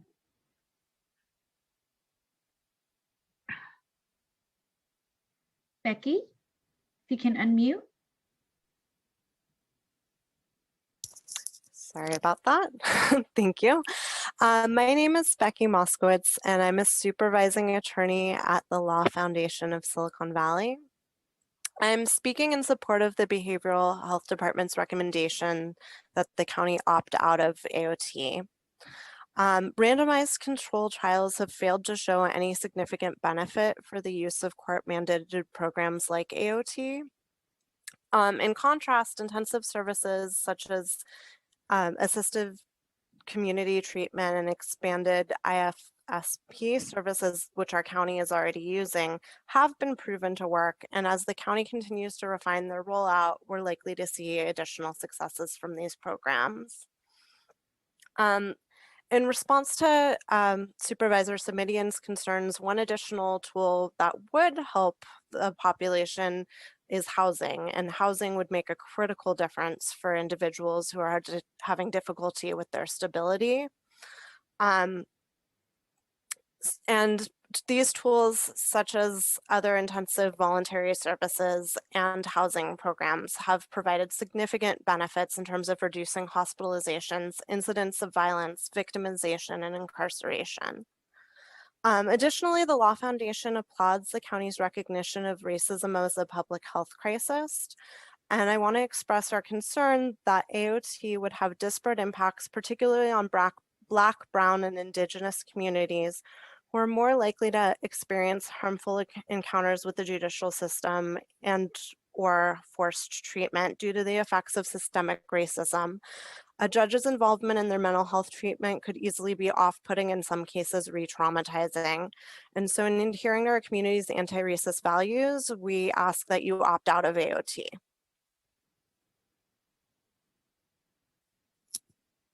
Our next speaker is username District 10. I am unmuting you. Please accept the unmute. You will have 2 minutes to speak. The timer will start when you begin speaking. Thank you. My name is Adrian Rafizadeh, and I am a member of Councilmember Matt Mahan's staff in San Jose's District 10. I'm here to voice Councilmember Mahan's opposition to the opt-out and strong support for adopting Laura's Law. We understand that Laura's Law is not a comprehensive solution and is far from a silver bullet. We, of course, also need to emphasize developing facilities, systems, and services that support people in the early stages of mental health issues, so that ideally Laura's Law would be less necessary. However, Laura's Law has the potential to serve the most vulnerable in our communities, especially our unhoused residents, who suffer from existing severe mental health issues. It is one tool in the toolkit and a very important one. Other counties have already adopted Laura's Law with great success. In San Francisco, a study by the SF Health Network found that 91% of patients saw less hospitalizations and 88% experienced less incarceration. On top of that, San Francisco also saw costs spent on these patients reduced by 140%. We are doing no favors by allowing severely mentally ill individuals cycle through hospitals, jails, and streets. This is a humanitarian issue, and we have an amazing opportunity to assist those who truly need our help. Councilmember Mahan is proud to support Laura's Law. Thank you. Our next speaker is Johnny Camus. I am unmuting you. Please accept the unmute. You'll have 2 minutes to speak. The timer will start when you begin speaking. Hi, thank you. And I think my successor, I'm a former council member for District 10. My successor said a lot of the things that I wanted to say. I can also tell you that there was a unanimous support from San Jose City Council for a resolution asking the county to implement Laura's Law. We also had a unanimous support for a resolution from the city Milpitas. And now the state is asking you to take a look at implementing it. This is a tool that has been around since 2002. And I just can't fathom delaying this anymore, as Supervisor Submits just said. I remember bringing it to your attention, Supervisor Submits, when we had the joint meeting about 6 years ago now. And I'm hoping that that we can finally implement this. And we know it's not going to help everybody, but the fact of the matter is we are going to help some people. And these are the people that cannot make a decision for themselves. And continuing to do nothing is not a solution. And in fact, a lot of the excuses that were being presented by staff, I think, as far as expenses, this can actually save you money. In fact, your own study that came back, your own audit said that you're not spending enough, and on some of the grants that you're having to potentially extend or give back. And I think that needs to be reconsidered. I hope you guys can pass it, and I hope we actually help the most vulnerable people in our society. Thank you. Our next speaker is Jeffrey Hare. I am unmuting you. Please accept the unmute. You'll have 2 minutes to speak. The timer will start when you begin speaking. Great, thank you very much. I'm Jeff Hare. I'm an attorney, a downtown resident and business owner, and I'm very familiar with the county's mental health system. This is all about resources, accountability, and transparency. First of all, AB 1976 is a intended legislation to open the process to community engagement and discussion of this topic. It says so in the legislation. It's doing a good job. I think that what happens here is that if you saw the home not found report that came out, and several others have backed this up, we are spending an insurmountable, an unbelievable amount of money on a very small percentage of the toughest of the folks who are suffering from mental illness. And that cost is going up. The number of people is relatively small, but it's consuming most of the resources that we have. This is just a tool. And as Supervisor Submits said, this tool can be used or not used. By staff's own account, a majority of the people in the counties where the tool is available seek to go with the voluntary effort. So you don't lose anything. Yes, the system is still not working. We still seem to have this fear of cuckoo's nest. And we've got to get something else to make this work. This bill has, takes a law that's been on the books since 2002. And I would like to see us add this tool to the box. And right now, I'm really looking forward to hearing a better explanation of why we should opt out of this program. And last, I would just say is that as I no disrespect to the folks in the South, but Silicon Valley is a leader in these programs. I've never seen us follow San Bernardino on anything. Thank you. Our next speaker is Lisa Bowman. I am unmuting you. Please accept the unmute. You'll have 2 minutes to speak. The timer will start when you begin speaking. Hi, my name is Lisa Bauman, and I'm a parent advocate. I worked at the NAMI Warm Line and facilitated a family support group. I am speaking for the families that are struggling to get treatment for their loved ones with the current laws in Santa Clara County. Lives are being destroyed. I am speaking in support of Laura's Law. There is a humanitarian crisis in Santa Clara County, and it is evident in every city. If Santa Clara County Behavioral Health was able to care for those with serious mental illness, utilizing their current strategies, it would make sense not to implement Laura's Law. However, many people are suffering chronically without treatment, and it's getting worse. Laura's Law is a way to stop the revolving door treatments and help people gain back brain function and their lives. This will save money. The counties that have implemented Laura's Law are not regretting it. Why should Santa Clara County residents have to be arrested to get the benefits of Laura's Law? Why should jail be the path to recovery? The black robe effect is Judge Manley.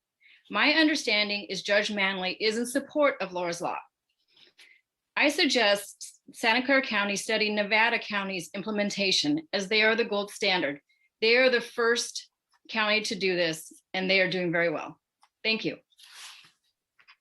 Our next speaker is Nathan Olsch. I am unmuting you. Please accept the unmute. You'll have 2 minutes to speak. The timer will start when you begin speaking. Thank you. Good afternoon, Health and Hospital Committee, Chairperson Submits and Vice Chairman Person Lee. My name is Nathan Olsch, the Director of Policy and Operations at San Jose Downtown Association.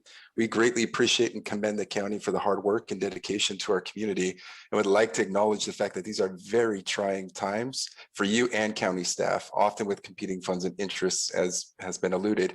For this agenda item before you today, this is a very important decision that should be considered, as Laura's Law, or assisted outpatient treatment, is a resource for many other counties in the state.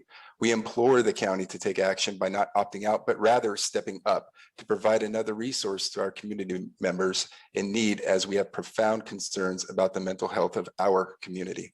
The status quo is blatantly deleterious to our community members that need the most help. We are very cognizant that this would impact a relatively small number of individuals who qualify for AOT, and these are our most vulnerable county residents. Alongside the behavioral health services implemented over the last 18 months, AOT provides another opportunity to those who continually fall through the cracks of our justice and health systems.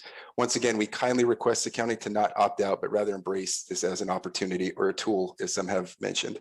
We look forward to continuing to work with the county staff and Board of Supervisors on coordinated service delivery for our most vulnerable individuals in downtown San Jose. Thank you. Our next speaker is David Heindel. I am unmuting you. Please accept the unmute. You'll have 2 minutes to speak. The timer will start when you begin speaking. Hi, my name's David Heindel. I'm sorry I'm a little emotional about this issue. I own a small business in downtown San Jose. I've watched these people for 3 years. They need help, and we're not giving it to them. We've interacted with the MCRT program without success. I've been actively involved in this. I've sat through county board meetings where this issue was addressed. This is not about a lot of people. I don't know whether it's 10 or 20 or 50 people that I see regularly on the streets of San Jose that need help. And we need to give them help. And all these other programs you have are wasting their time. One last comment. In April of 2019, the San Francisco Examiner wrote a piece, and it was talking about implementation in San Francisco. They said there were 129 participants, and they combined saved $485,000 a month in city services. These people overwhelmingly appreciated being in the program.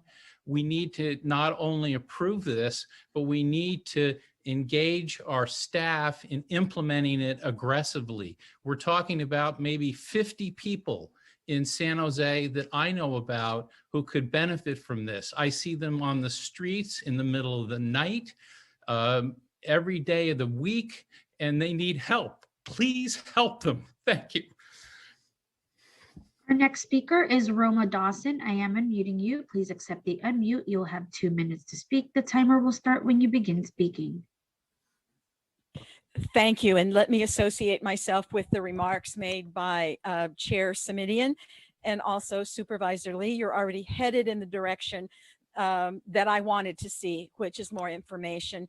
I am unpersuaded by the staff report. I felt like it wasn't well balanced when it was looking at cost, lost opportunity cost, suffering impacted. And I ask you, please, please think about neighborhoods in San Jose that for decades have been affected by one mentally ill, chronic, homeless person that can destroy their quality of life. If this is a tool in the toolbox, I will pledge to keep an open mind like your chair, but it's going to take much more than what was contained in this report to dissuade me. Thank you.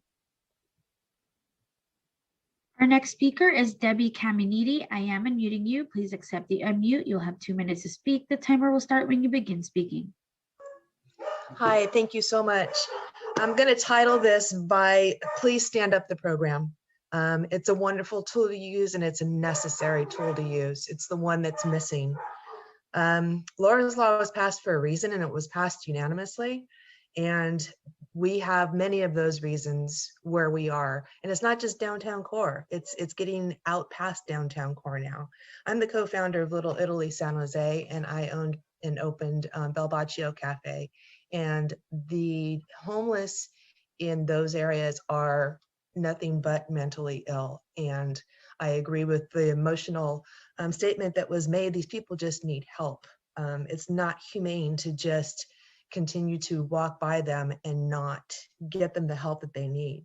I think the success of the current problems is due to, that has been implemented, is due to the compliance of the clients. You got them to a point of being compliant, whereas the people in these neighborhoods that have the mental incapacity aren't going to be compliant. So we need to pull them off and help them. I'm wondering if there's an actual budget for the funding that would be needed to staff up on psychologists and support staff to see what we're really talking about there.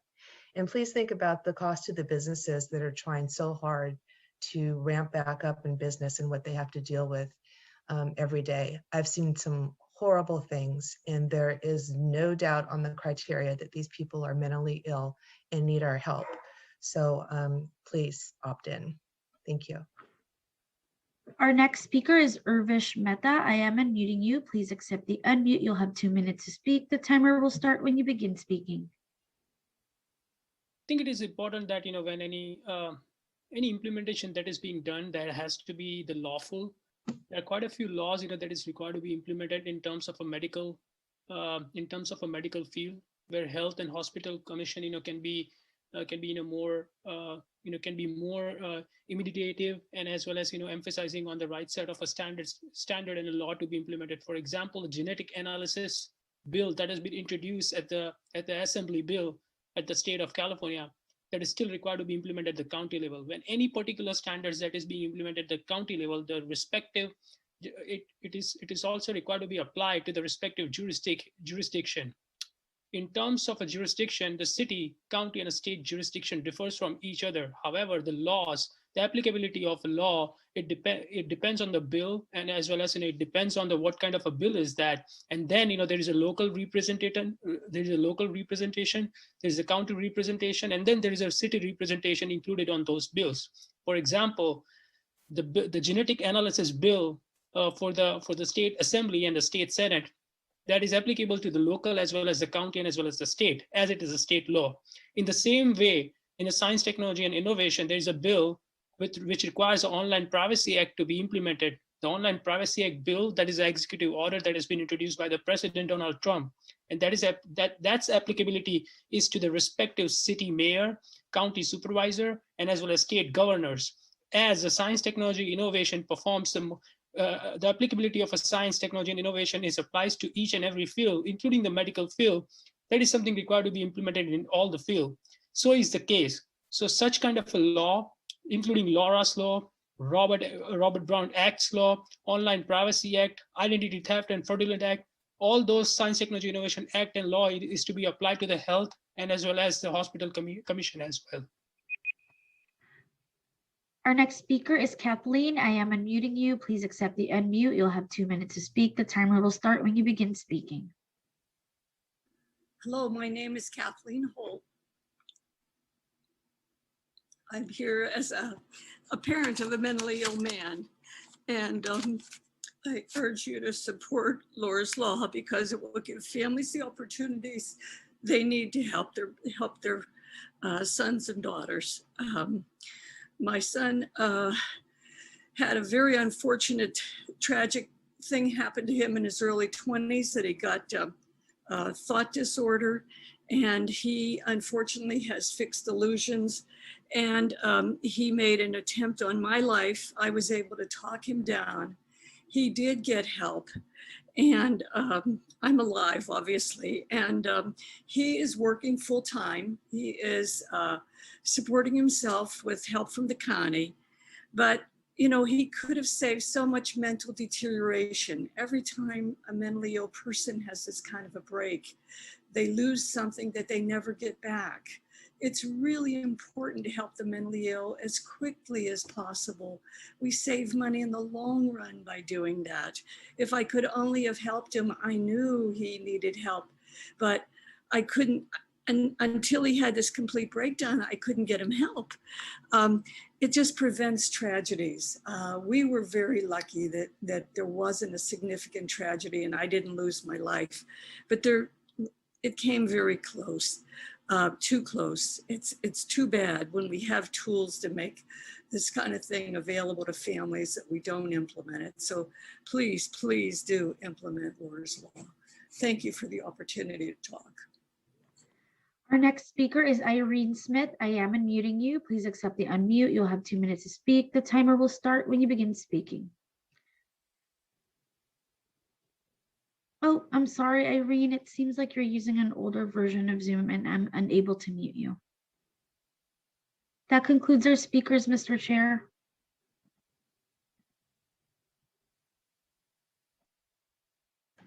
Thank you, Madam Clerk. And let me see if we have any other comments from staff before we take action to continue the item to a date uncertain for a follow-up meeting in March with the direction that has already been provided as to an off-agenda memo addressing certain questions from Supervisor Lee and myself. Mr. Rao, anything else from you and your staff?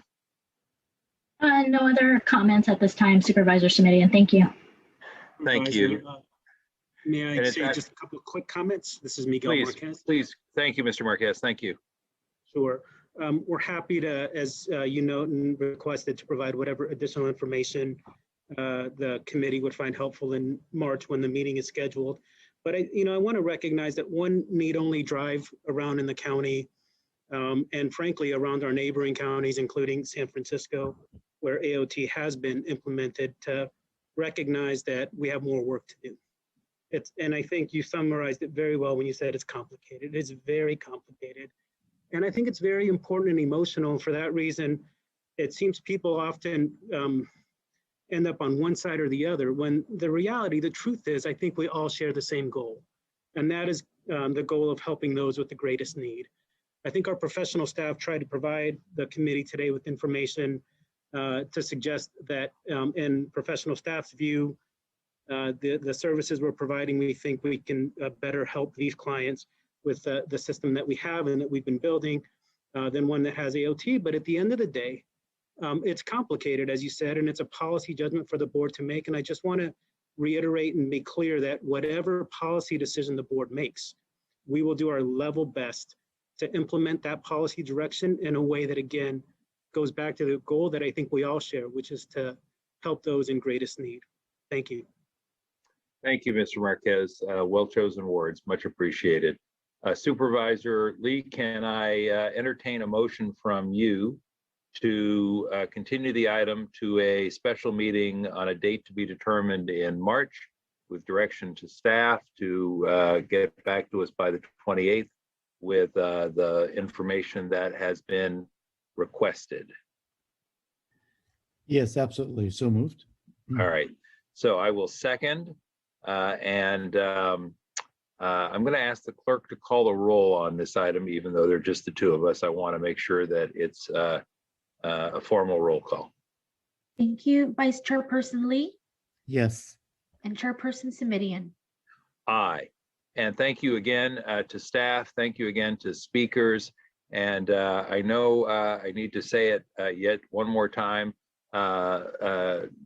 Open mind means an open mind, at least in my case. I really am not sure where I'm going to land on this one, but I know I have questions yet to be answered. So thank you again for helping our board, myself included, work our way through this one. All right. That takes us to, would have taken us to item number 9, but that item has been continued. And again, my apologies to folks who waited a long time for that one, only to discover that we just didn't have time today. Let's go then to item number 10 for the update from the director.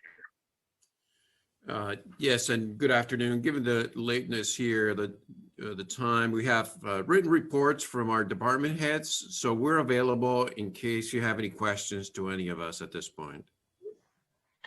Let me turn to Supervisor Otto Lee.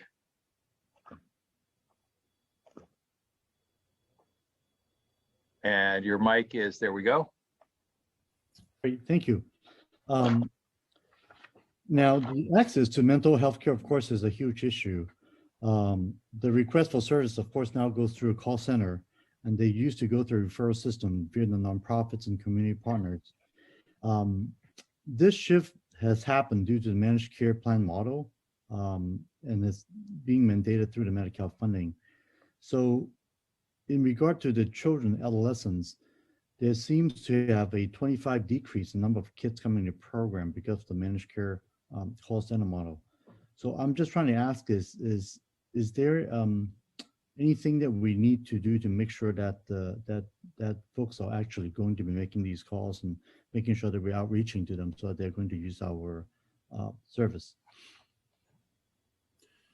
I believe that's Dr. Sherry Terrell. Sure. So we have, experienced a decrease in the demand for children's services during COVID-19. And that can be attributed to the fact that many of our services are provided on school campuses.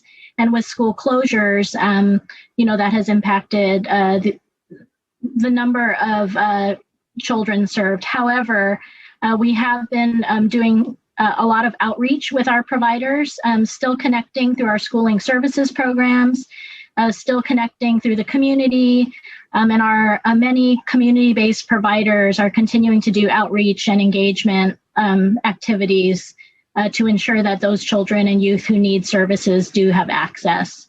And so those services are available still by contacting our call center, and we are, still connecting children and youth to services. Those services can be provided in person or via telehealth. And so we just want to make everyone aware that those services are still available, and we are working very actively with our provider network to ensure that outreach and engagement is continuing to happen. Thank you very much. Thank you. Actually, that's the question I have right now, Chair. Thank you. And then I think if Mr. Margolin is still with us, I would just like to get a report from him because I don't want to miss the latest update on how we are faring at the legislative level, the federal level. Certainly, Mr. Chairman, I'll try to make this as brief as I can, but communicate a few key points. The personnel logjam on health policy leadership is now appears to have been broken, in that Javier Becerra, who's been sort of stalled, no confirmation hearings, now has both of his confirmation hearings before the two key Senate committees scheduled for next week, the Senate Help Committee and the Senate Finance Committee, which suggests that he'll be confirmed soon, although there is Republican opposition emerging to his confirmation. Mitch McConnell made a speech on the Senate floor recently criticizing Javier Becerra, and there is Republican opposition that I think is going to be fairly significant, but I think he'll be confirmed. The other key personnel development just announced a couple of hours ago, we've been waiting to see who would be running CMS, who'd be the administrator of CMS, and Washington Post reported about 2 hours ago that Chiquita Brooks LaSour is going to be the new CMS administrator.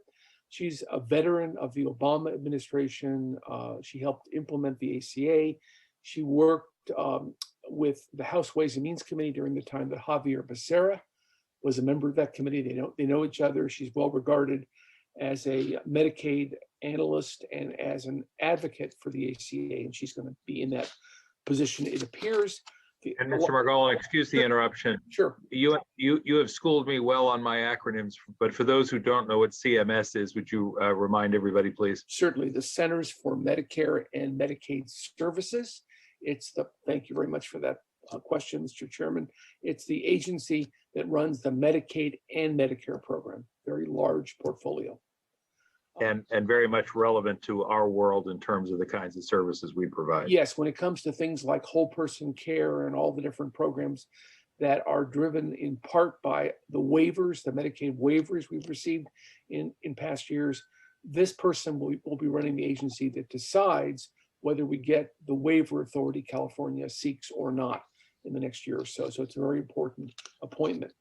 And then just again, to be brief here, on the American Rescue Plan, which is the $1.9 trillion package that will have potentially a significant amount of money for Santa Clara County available for vaccines, for health, for public health staffing, all kinds of functions can be funded by the American Rescue Plan.